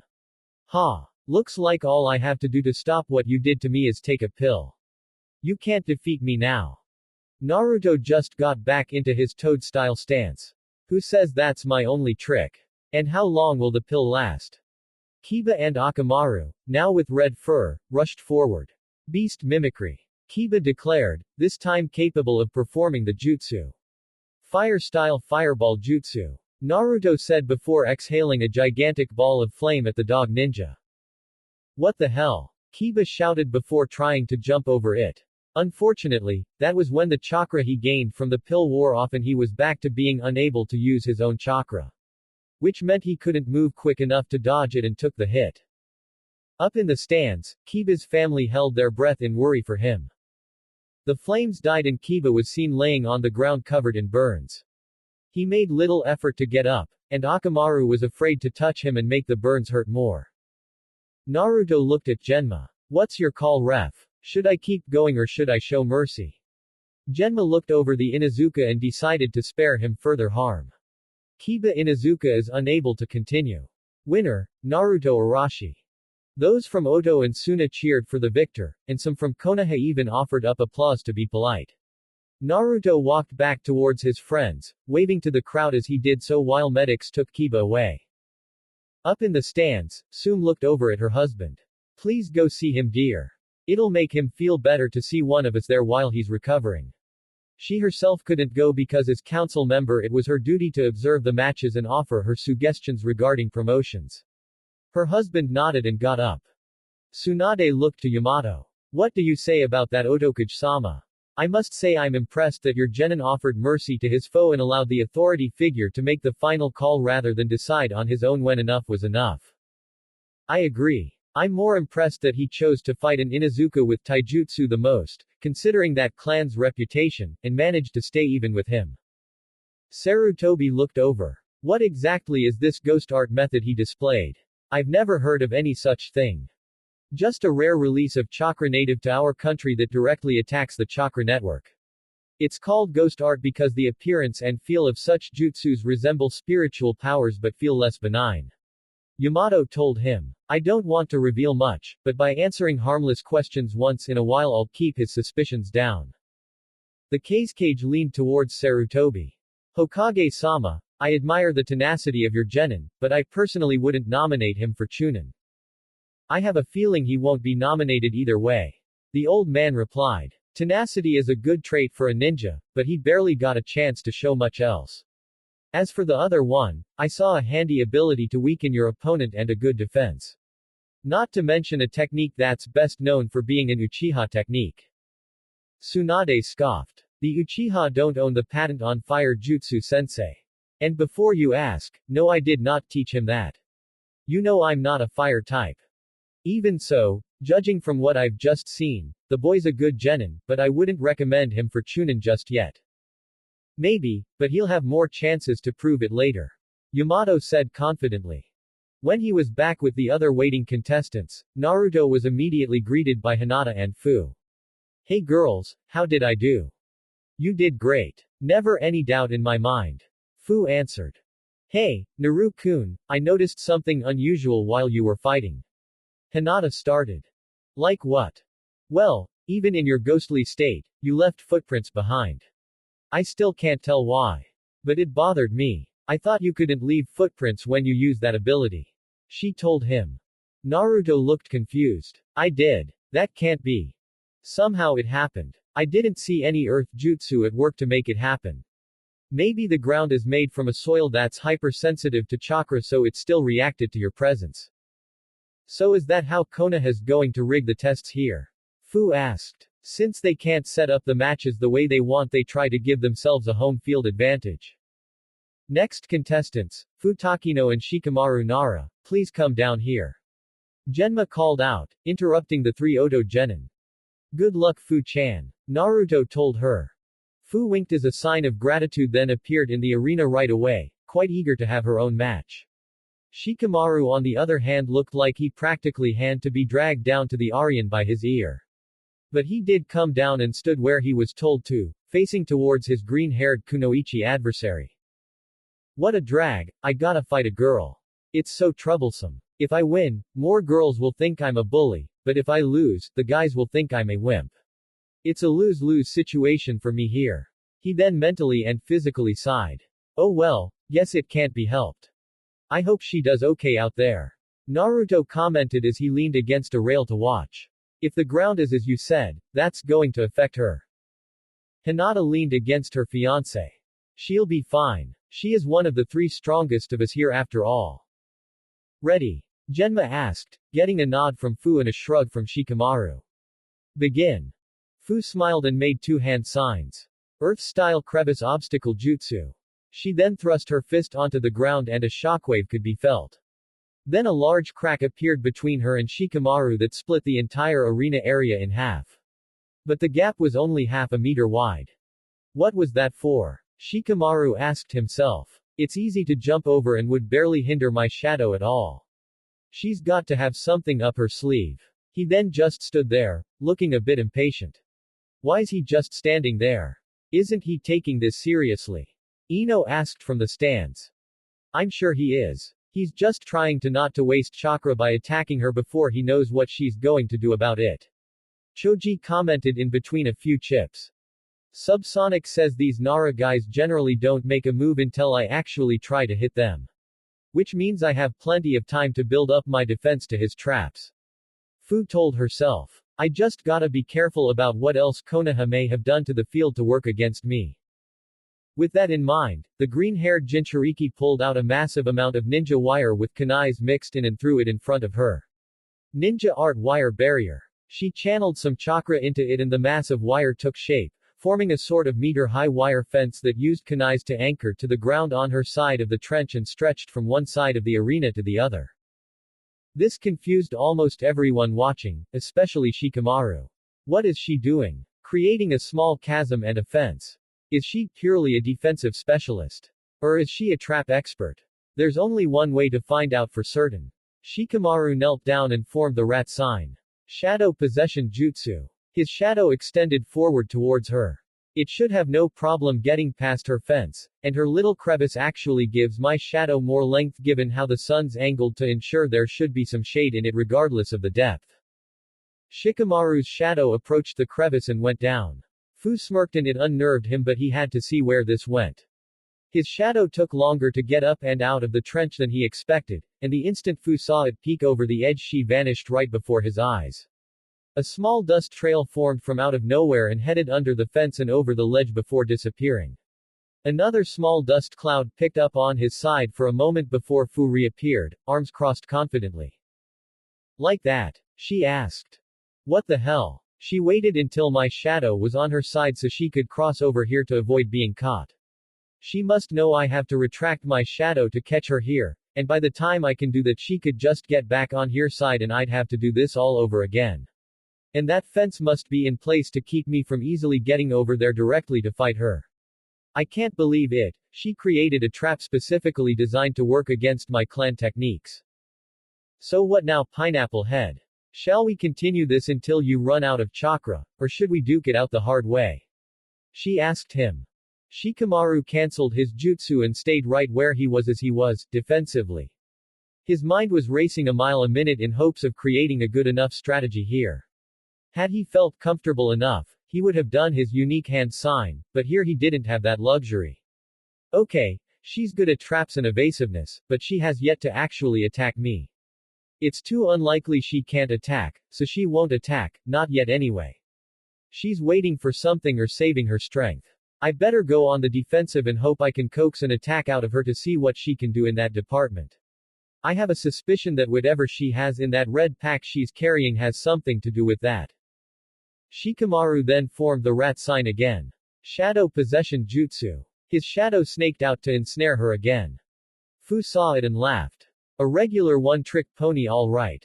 She disappeared, i.e. became too small for him to see, too fast for him to truly notice how she did it, and ran back to her original side of the field.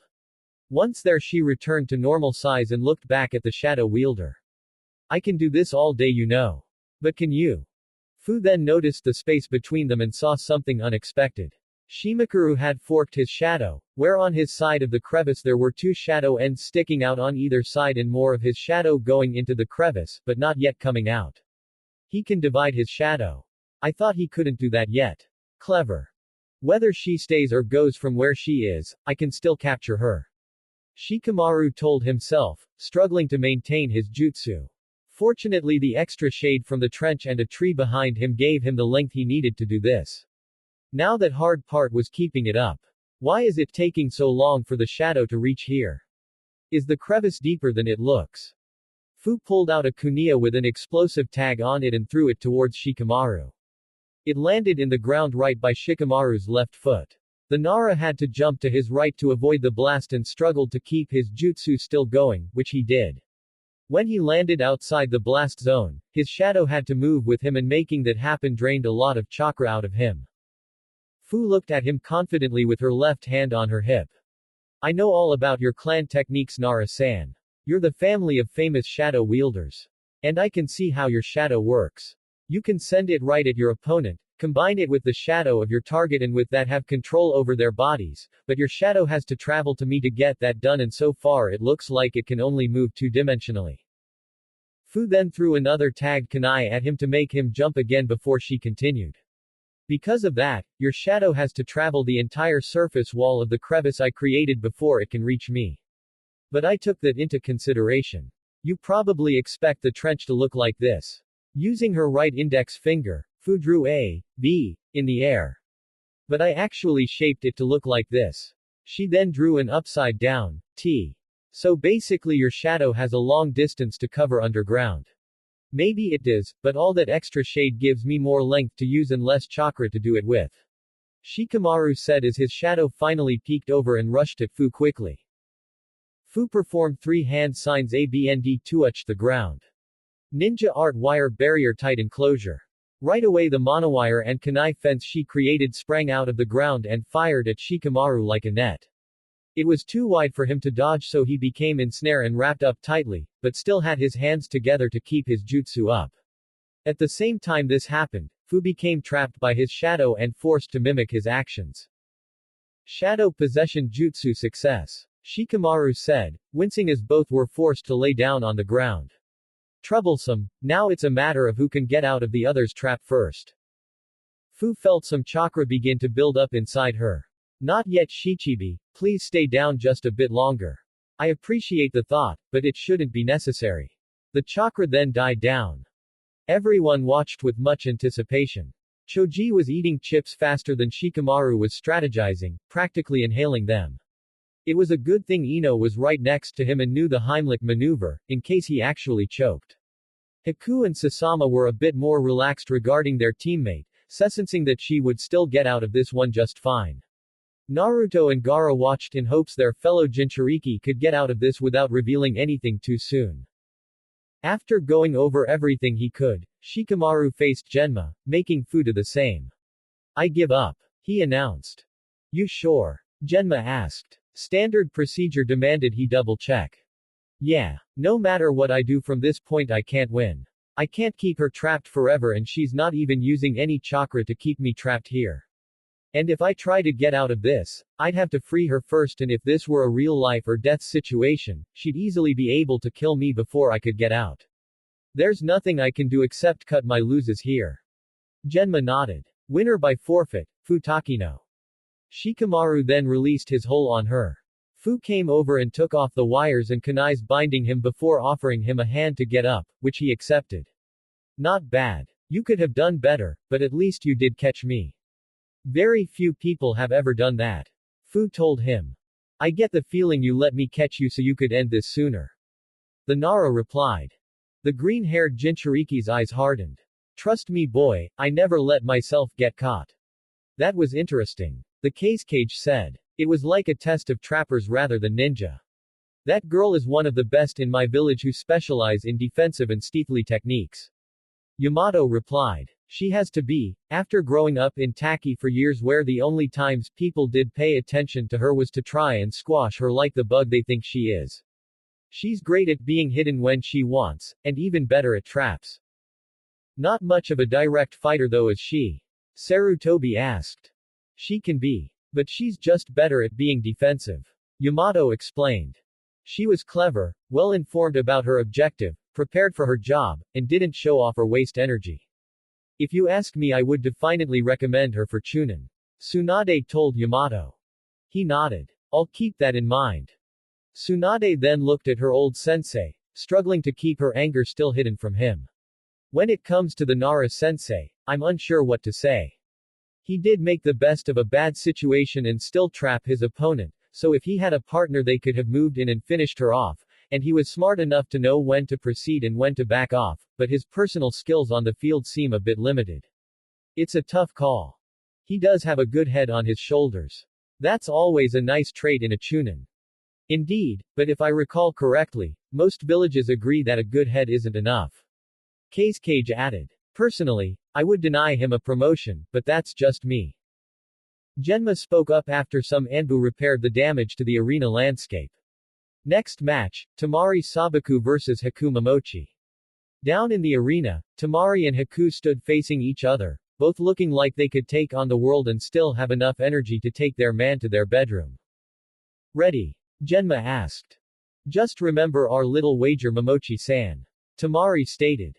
Haku smirked. Oh I remember it, because I'm the one who's going to win it Sabaku-san. What are they talking about? Naruto asked no one in particular. Oh, Haku-chan told me she and Tamari-san made a bet for their match. Fu told him. The winner here gets to have you first between the two of them when it's their turn. Hinata whistled, impressed. This should be interesting then. Otokage-san, I'm quite curious. Could you tell me why one of your ninja bears the same name as a missing nin listed in the bingo book? Sarutobi asked Yamato. The ancestry of my shinobi is not public knowledge Hokage-sama. Yamato replied diplomatically. But rest assured she is no relation to the man you're thinking of. Not by blood at least. Tsunade thought snidely. But that missing nin is more family to her than her own biological father had been. Perhaps it's just coincidence. The Cage stated. Strangers can have identical names you know. I suppose so. Sarutobi said, still not convinced but knowing he couldn't push the issue. What say you regarding your daughter, Cage-sama? The Cage smiled. I have faith. I trained her well. Begin. Genma called out, officially starting the match. As long as there's distance between us she's got the advantage. Haku told herself, pulling out a few sanbon but not throwing them yet. If I can get close enough then she loses that, but not so close she can hit me with her fan directly. Tamari held her fan out like a bat, keeping it closed for the time being. She's fast and deadly accurate, but as long as I make sure she can't get closer I'll have plenty of room to keep her from hitting me. The two girls stood facing each other without any further movement, both waiting for any sign to attack. Come on. Do something already. A kid in the stands shouted, expecting more action than this. The professional ninja knew exactly what was going on though. Both girls were diligently standing each other down. It was a use of psychological warfare combined with a display of stamina and endurance. The first one to make a bad move showed they were weaker than the other and thus more vulnerable and likely to run out of energy sooner. But if one attacked too soon, that showed they were reckless and impatient, which would make it easily to deceive them or exhaust them.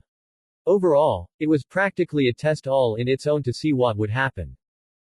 Haku suddenly smiled at Tamari, confusing the Suna Kunoichi. What's she got planned? Tamari looked extra carefully at her, and noticed her left hand was moving. One-handed hand signs. No way. Ice-style blizzard mist jutsu.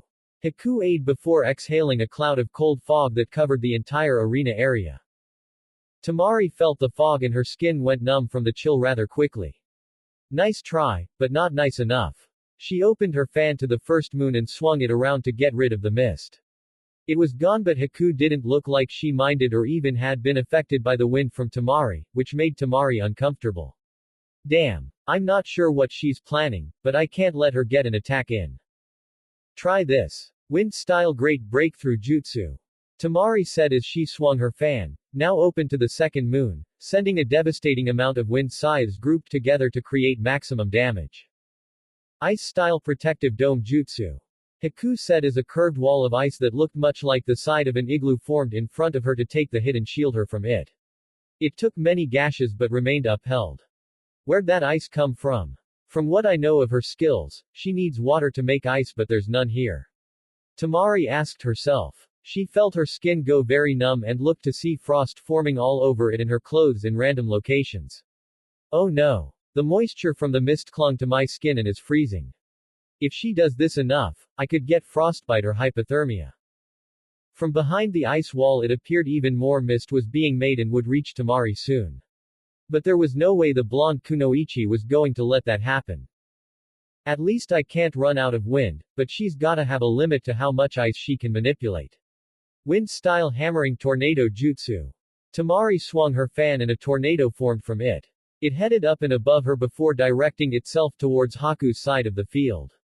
The force of the impact made everyone feel a surge of wind blown against them, making many spectators struggle to not fall backwards. Even Tamari herself had to use her fan as a support to keep herself up.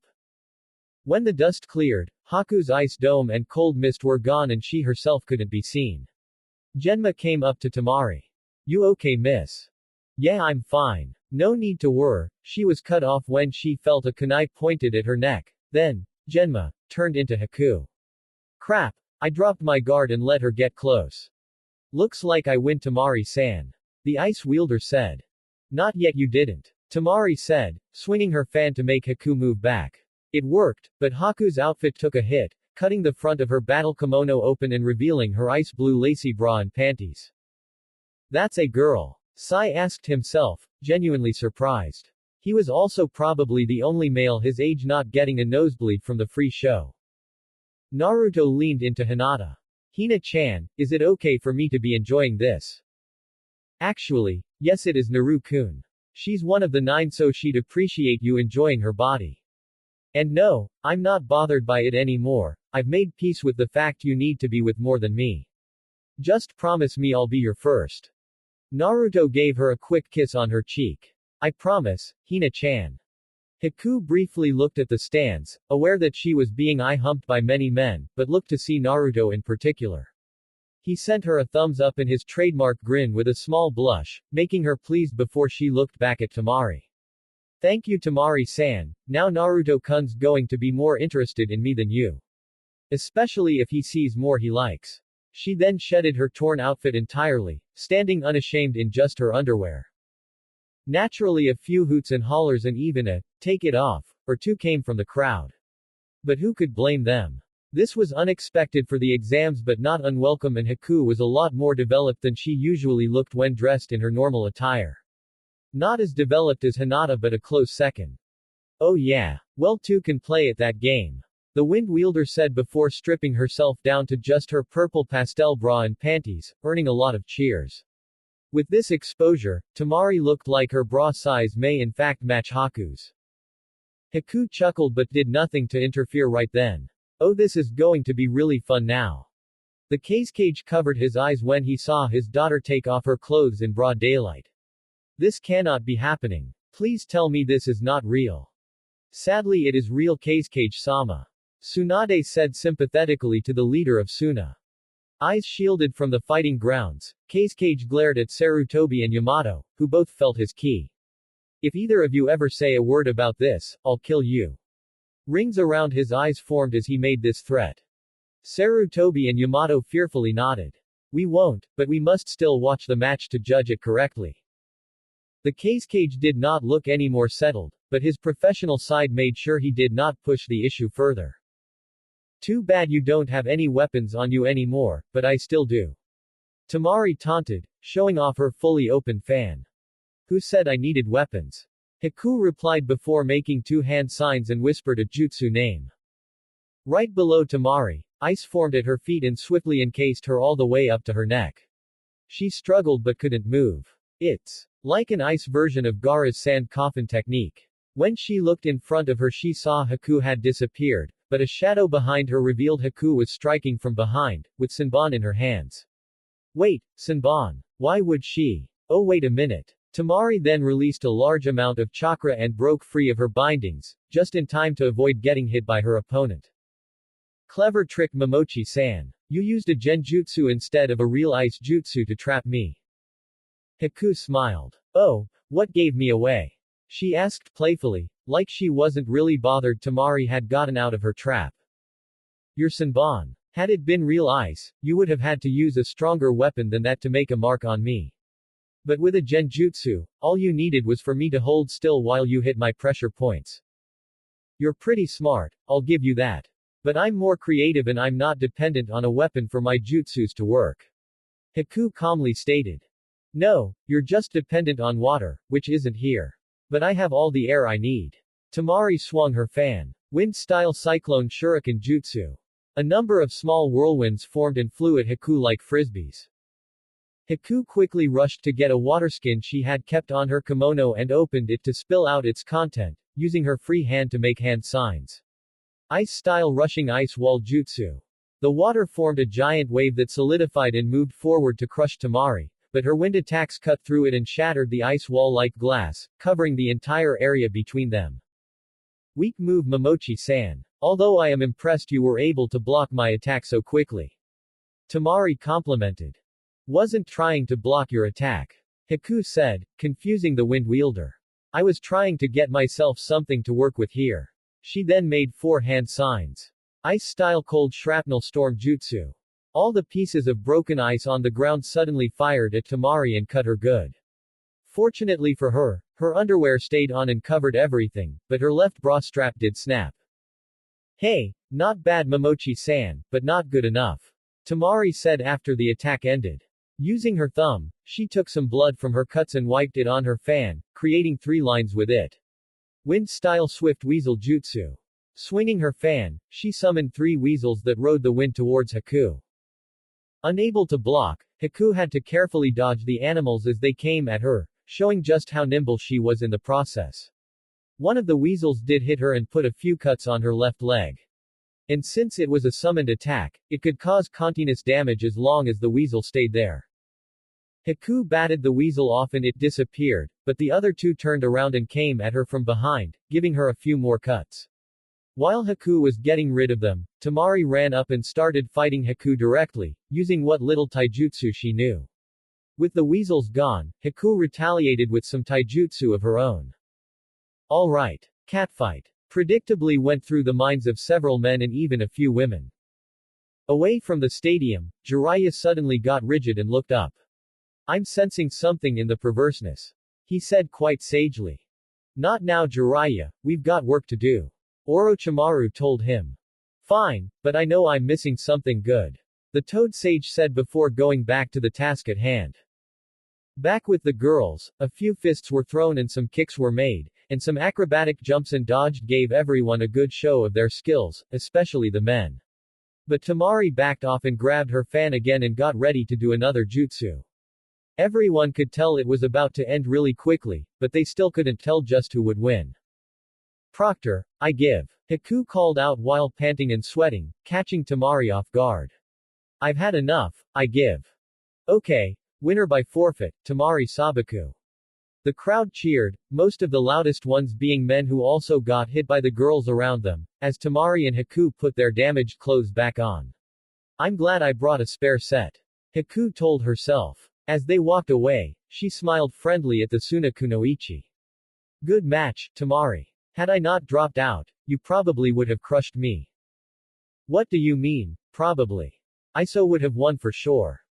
Haku playfully shrugged. Go ahead and tell yourself that. And yes, I remember the deal. You can have your turn with him first. I'll hold you to that. Temari replied happily. But I promise you won't have to wait too long, if I can help it. So, what do you think of that match? Yamato asked, almost like he was afraid to ask. Yes, what does everyone think of that match? The cage repeated in a dangerous tone, validating Yamato's anxiety. I'd say they both showed a lot of talent and diligence if not a lot of modesty. Tsunade stated, being the only one here who could provide a safe answer since she was a woman. I must admit, the ice user looked like she had a lot more variety in her skills than your daughter did, Kazekage-sama. Sarutobi told the leader of Suna. My daughter didn't want to reveal too much so she'd have some secrets in her next fight. The Kazekage answered. Tsunade struggled to not laugh. If you ask me, the only secret she's got left is whether or not she's wearing Victoria's Secret. Yamato couldn't help but laugh a little with her, but wisely shut up before the Kazekage did anything. Down in the infirmary of the stadium, Kiba was laying on a bed being treated for burns. The medic ninja had already used several burn relief jutsu and applied gauze to his tender skin. Now he just had to wait for his body to recover on its own. Akamaru sat down on his lap being petted while licking Kiba's other hand. Kiba himself was looking out the window. Next to his bed his father sat down with his partner Shiromaru, a large white wolf-like dog. Gao Inuzuka was not exactly what most people expected when they thought of Kiba's father, at least not at first glance. Like how Kiba took after his mother appearance-wise, Gao actually looked more like a bearded male version of his daughter Hana. He was also a veterinarian who was teaching Hana all he knew about his work. Kiba and his father did have the same eyes and their voices were similar, but aside from that they barely looked alike at all. You okay, son? Gao asked. Yeah, I guess. I'm a bit sore that I lost, but he did it fair and square. And I'm glad Akamaru got out of it unharmed. That's good. So you're not going to challenge this guy for a rematch after the exams? Doesn't seem to be a point. I can't beat any of these music note guys except for one girl and she was on her cycle at the time. Gao arched an eyebrow. Why does that matter? Kiba shrugged. I dunno. What exactly is that you're referring to? The fact that you mentioned her cycle. It sounds like you felt you only won because of an arbitrary reason rather than your own strength. That's no different than saying you lost because you had something in your eyes. It's just an excuse. Gao told him. Shiromaru nodded in agreement. Kiba sighed. I just wish there was someone I could feel I was stronger than in a fair fight where a technicality can't be used. Why? Because you, Okawa-san, Nei-san, those music notes guys, my team, all seem to be able to either beat me and make it look so easy, or say there's something that hindered one of us so it didn't count as a real victory. Kiba explained. You guys are older and more experienced than me. Sasuke had his bloodline then lost it so now he's weaker and that gives him a technicality if he loses, and Sakura is so feeble it's no challenge at all. I had hoped that these music note guys would put up a good fight and I could win and show everyone I don't need a loophole to do so, but the one time I do win, the girls got an excuse for losing so I still achieve nothing I'm trying to. I see. Now tell me son, why is this so important to you? Is this how you want to measure your strength? Gao asked. That, and I want to impress others. Kiba admitted. Impress others? Yeah. You always said you were able to beat dozens of guys in one-on-one matches and could count the number of times you lost on one hand. I wanted to be able to claim that too. And since Okawa-san always said that was one of the things she liked most about you, I figured it would attract girls for me too. Gao just sat there silently for a few seconds, wondering what to say here. Son, I think I see what you're getting at. You want others to respect you as a great warrior, right? Kiba nodded. You think if you can prove your strength men will respect you and girls will want to date you, right?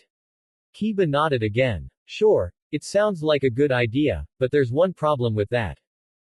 What's that? Kiba asked. Son, I was much like you when I was younger.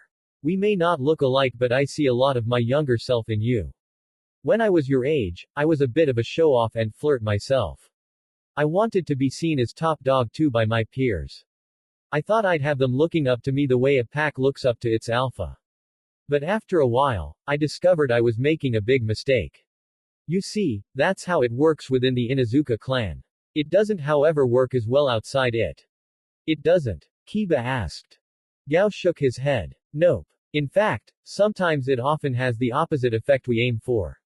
In our clan, you earn the respect of the men by proving you're a more effective combatant, and you earn the admiration of the women by proving you're a good provider and defender. But people outside the Inuzuka live by different rules and customs.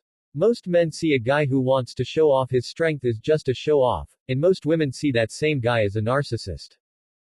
But, you did manage to get Okawa-san, so it must work, right? Kiba asked. Sure, it worked, but your mother is a member of the clan, so she was looking for someone like me. But the other girls I was trying to woo before I got together with her weren't Inuzuka, so they didn't have the same standards she did. Gao told him. Take it from my experience, Kiba. Don't go through life expecting everyone to live by your rules. If you want to have a girlfriend from outside the clan, try not to act like she should have to give you her attention. That's not how I got your mother. Would you like to know how I did get her interested in me?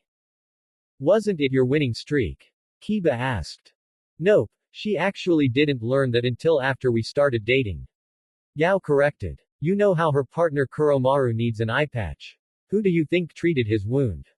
Kiba gasped. You did. Gao nodded. Yep. Before then, your mother actually thought I was a wimp. After all, I may have been a good fighter, but she didn't know that and only saw me as the man who's rather tend the injured rather than go out and fight. But Kuromaru had been hurt and he needed help right away. I tended his eye and a few other wounds he had too, and she was very grateful to me. After that she accepted an offer to go out and have fun with me, then found out I was stronger than she gave me credit for. Kiba was aghast. He had always assumed that his father had to be quite a ladies' man to attract the attention of a woman like Sume Inuzuka. And he assumed if it worked for his father, it would work for him too. To hear this blew his mind. Yao placed his hand on his son's shoulder. You'll find the right girl when the time comes, son, and you'll gain respect for your strength and victories too as you gain more experience. Just try not to have such a one-sided view on both and you'll define. Kiba slowly nodded, still looking like he had a lot to think about. Thanks Otu-san. Next match, Isaribi Maikai vs Shino Aburame. Genma called out. In no time the young bug user and the swimming enthusiast were down in the arena awaiting the signal to begin. But not without her giving Naruto a hug and hearing him wish her good luck. Shino offered no pre-battle words or claims to his opponent, just stood there with his hands in his pockets. Yet the way he stood showed he was not taking this lightly. This was the girl who took down his class's Rookie of the Year without even using jutsu after all. Sure, Sasuke was at a big disadvantage and maybe he didn't truly deserve that title, but the fact remained that Sasuke was not powerless and this girl could easily make several of Shino's methods ineffective if he didn't act quick enough. Isaribi got into her Asayotaki stance armed with a trench knife in each hand. Her arms were crossed in front of her making an X shape and her left leg was in front of her right, which supported most of her weight. The stance made it very easy for her to spring forward to attack or to the side to dodge as well as attack in either case. Shino's one comfort was that she didn't have a scroll in hand to flood the arena with, but he did see one hanging on the right side of her belt. If I can just get that away from her, I have the terrain advantage. Shino thought. Ready. Begin. Genma called out. Shino immediately sent out a swarm of his insects to do something about Isaribi's scroll. The purple-haired girl responded by throwing her trench knives to the ground by her feet and performing 4 hand signs, then placing them flat on the ground before her. Earth-style inverted earth dome jutsu. The ground between the two genin suddenly sank and turned concave, like a meteor had hit it and left a crater. It wasn't too deep. By Shino's estimation the center of it was no deeper than 12 meters, yet he was fairly confident on what she had made this for. Fortunately for him, his bugs were unaffected by this since they were in the air and just about to reach her. What kind of defense is that? Many in the stands were thinking, not seeing the purpose of making a shallow pit that bugs could just fly over. Isaribi unhooked the scroll at her hip, but rather than open it, she just tossed it over the pit towards Shino. Since the bugs were ordered to get to the scroll and destroy it before it could be used, they turned around and went right to it, catching it in the air and attempting to tear it to pieces. While this went on, Isaribi pulled out a scroll that had been in her pocket, unseen until now. It was a decoy. She knew what I would do. Shino thought. He tried commanding his swarm to ignore the scroll they had and return to get her, but it was too late. Isaribi opened her scroll and unsealed a large amount of water that began to quickly fill up the pit she had created. Shino did manage to get his swarm to ignore the scroll they were destroying and head to her, but she countered that by jumping into the water. And as she expected, Shino's insects had many uses, but they couldn't swim. Shino looked at her while his swarm hovered over the rising water, trying to see how he could salvage the situation. Okay, she's got to come up for air sometime, but when she does she's going to be completely wet, and if my beetles get their wings wet they won't be able to help anymore. Maybe they'll have some time to consume a bit of her chakra, but in that amount of time she could attack me directly. It all hinges on whether or not her ability to actually attack me depends on if I'm near the water or not. If it is, then as long as I stay away from the water she can't harm me any more than I can harm her. But if it isn't and she can use water jutsus to attack me from her position, then I'm not going to do well here. Underwater, Isaribi stopped the seal from releasing any more water once the pit was full enough. After that, she unsealed an oxygen mask and put it over her mouth and nose. Oxygen masks designed for aquatic ninjas never came with air tanks like scuba divers used.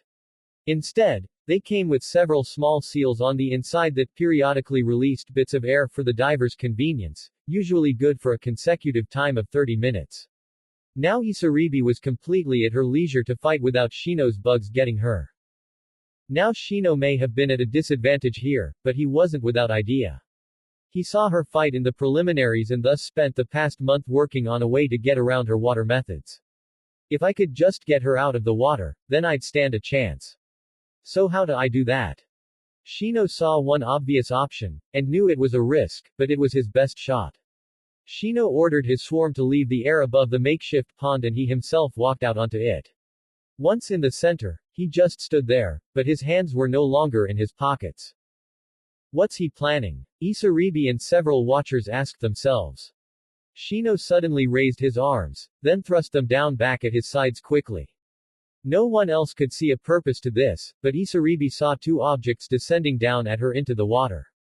She tried to back away, but being in water meant she had some resistance to sudden movements. Fortunately that same resistance applied to what Shino threw at her, so she got away with only some cuts rather than real wounds. A quick look showed Shino apparently had a set of larger than normal kunai hidden in both sleeves that were now embedded in the ground where Isaribi had been. Both missed her but cut her legs when she got out of the way. Clever trick, pal. Now it's my turn. Isaribi pulled the kunais out, clasped her hands together with them both pointing forward, and crouched down. Tactic 3 Dolphin Bite. She then sprang up with a lot of speed, rushing at the Aburame air. She burst out of the water right in front of Shino, looking like she was about to stab him. He defended himself by ducking towards his right side in a flexible way most never would have expected of him. As Isaribi dove over where he had been, he straightened up with his left elbow pointed out and hit her in the ribs quite hard. The purple-haired girl winced and her trajectory was affected, making her land with a belly flop on the water. Even for her that hurt. During her brief moment of incoherency, Shino grabbed a hold of her arms and held them behind her against her back while he pulled out a short sword his sensei had given him and held to the back of her neck. Had enough? He asked. My bugs may not be able to effectively harm her anymore, but I still can. With only one of his hands holding her own in place, Isaribi managed to struggle enough to get one of her hands free and into her supply pouch. Shino couldn't stop her without releasing her and his swarm couldn't reach her in time. She pulled out a small black ball and threw it in his face. The ball broke and ink sprayed all over his high collar, glasses, and some skin too, effectively blinding him. Tactic 4 Octopus Bite. In his confusion, Isaribi struggled completely free and swam to the side of the makeshift pond where she left her trench knives earlier. She grabbed them and came back to Shino, who had removed his glasses to see better. She used her knives to cut his legs before diving back underwater. The cuts stung but they wouldn't hinder him. Shino sheathed his sword but pulled back the sleeve on his left arm, showing he had a Senbon launcher concealed as well. Pulling the trigger, he set off a wave of needles into the water that flew with a lot more force than his sword attacks from earlier had to. Many hit Isaribi, none in lethal places, but the water around her became a bit red. Isaribi ignored the pain as best she could, put away her trench knives, and made three-hand signs. Water-style seas at storm jutsu. All of a sudden the water in the basin became turbulent and constantly waving and splashing around, as if a large amount of wind was brewing overhead. And it got worse as it continued, until it truly resembled a sea during a storm. With that, Shino found it difficult to remain standing on top the water and fell in before he could get away. And if that wasn't bad enough, Abarames were not the best swimmers around, due to the unique physiology of their bodies. Under the water, there was a current he struggled against to get back to the surface, and he couldn't see Isaribi. When he did, she was apparently going along with the current until it took her to him, her trench knives back in hand ready to cut him again. The current soon brought her towards him, and as she approached she stretched both arms out with her trench knives pointed inward, as if she planned a pincer move with them when he was in her range. Tactic 5 Crab Bite. Shino heard her say. With only one idea in mind, Shino gathered all the chakra he could for the water walking exercise and practically rocketed himself out of the water and back onto the land. Once on terra firma he coughed and was surrounded by his swarm, concerned for their host. Isaribi's pond calmed down and she stuck her head out of the water to see what Shino would do next. After a moment to compose himself, Shino stood back up. Proctor, I surrender. I can do no more to her now. Genma accepted this. Winner by forfeit, Isaribi Maikai. Several cheers went out for the swimming enthusiast, the loudest being from her team. Isaribi sealed away her water and even unsealed 2 towels to dry off with, one of which she gracefully handed to Shino. Here you go. No hard feelings, right? He nodded. Yes. To be honest, I never really thought I would win against you. I just wanted to see how well I could do before I couldn't do any more. Now I know my limitations. Thank you. No problem. And I must say you have pretty eyes. Isaribi added, giggling when she saw he was blushing. Don't think about it too much, I'm seeing someone anyway. But for a moment there, when you had me pinned down, you actually might have won. Too bad I didn't. Shino said without regret. I personally wasn't that impressed with either of them, if I do say so myself. The Cage told his fellow village leaders. I can understand regarding the girl, but I saw a good deal of improvising from the Aburame. Sarutobi politely countered. Most members of his clan use only clan methods to do their OBS. He knew that wouldn't work here so he tried something new. Which is important for our young shinobi to learn and grow into stronger fighters. I'll concede that to you Hokage-sama, but he didn't seem to really put up much of a fight in my opinion. It felt more like he was just winging it since he couldn't use his specialty. Cage replied. Sarutobi made a thoughtful hum in response. I'm actually more bothered by the girl. Sure, she proved to be exceptional on her own turf, but so far she looks to be completely dependent on the presence of water in order to fight. Hardly Chunin material if you ask me. We'll find out later if she can handle fights outside of water. Yamato commented. I have a feeling that after fighting this match this way, her next opponent will be prepared for that and she knows that, so she'll have to try something new. We'll have to see about that then. Sarutobi stated.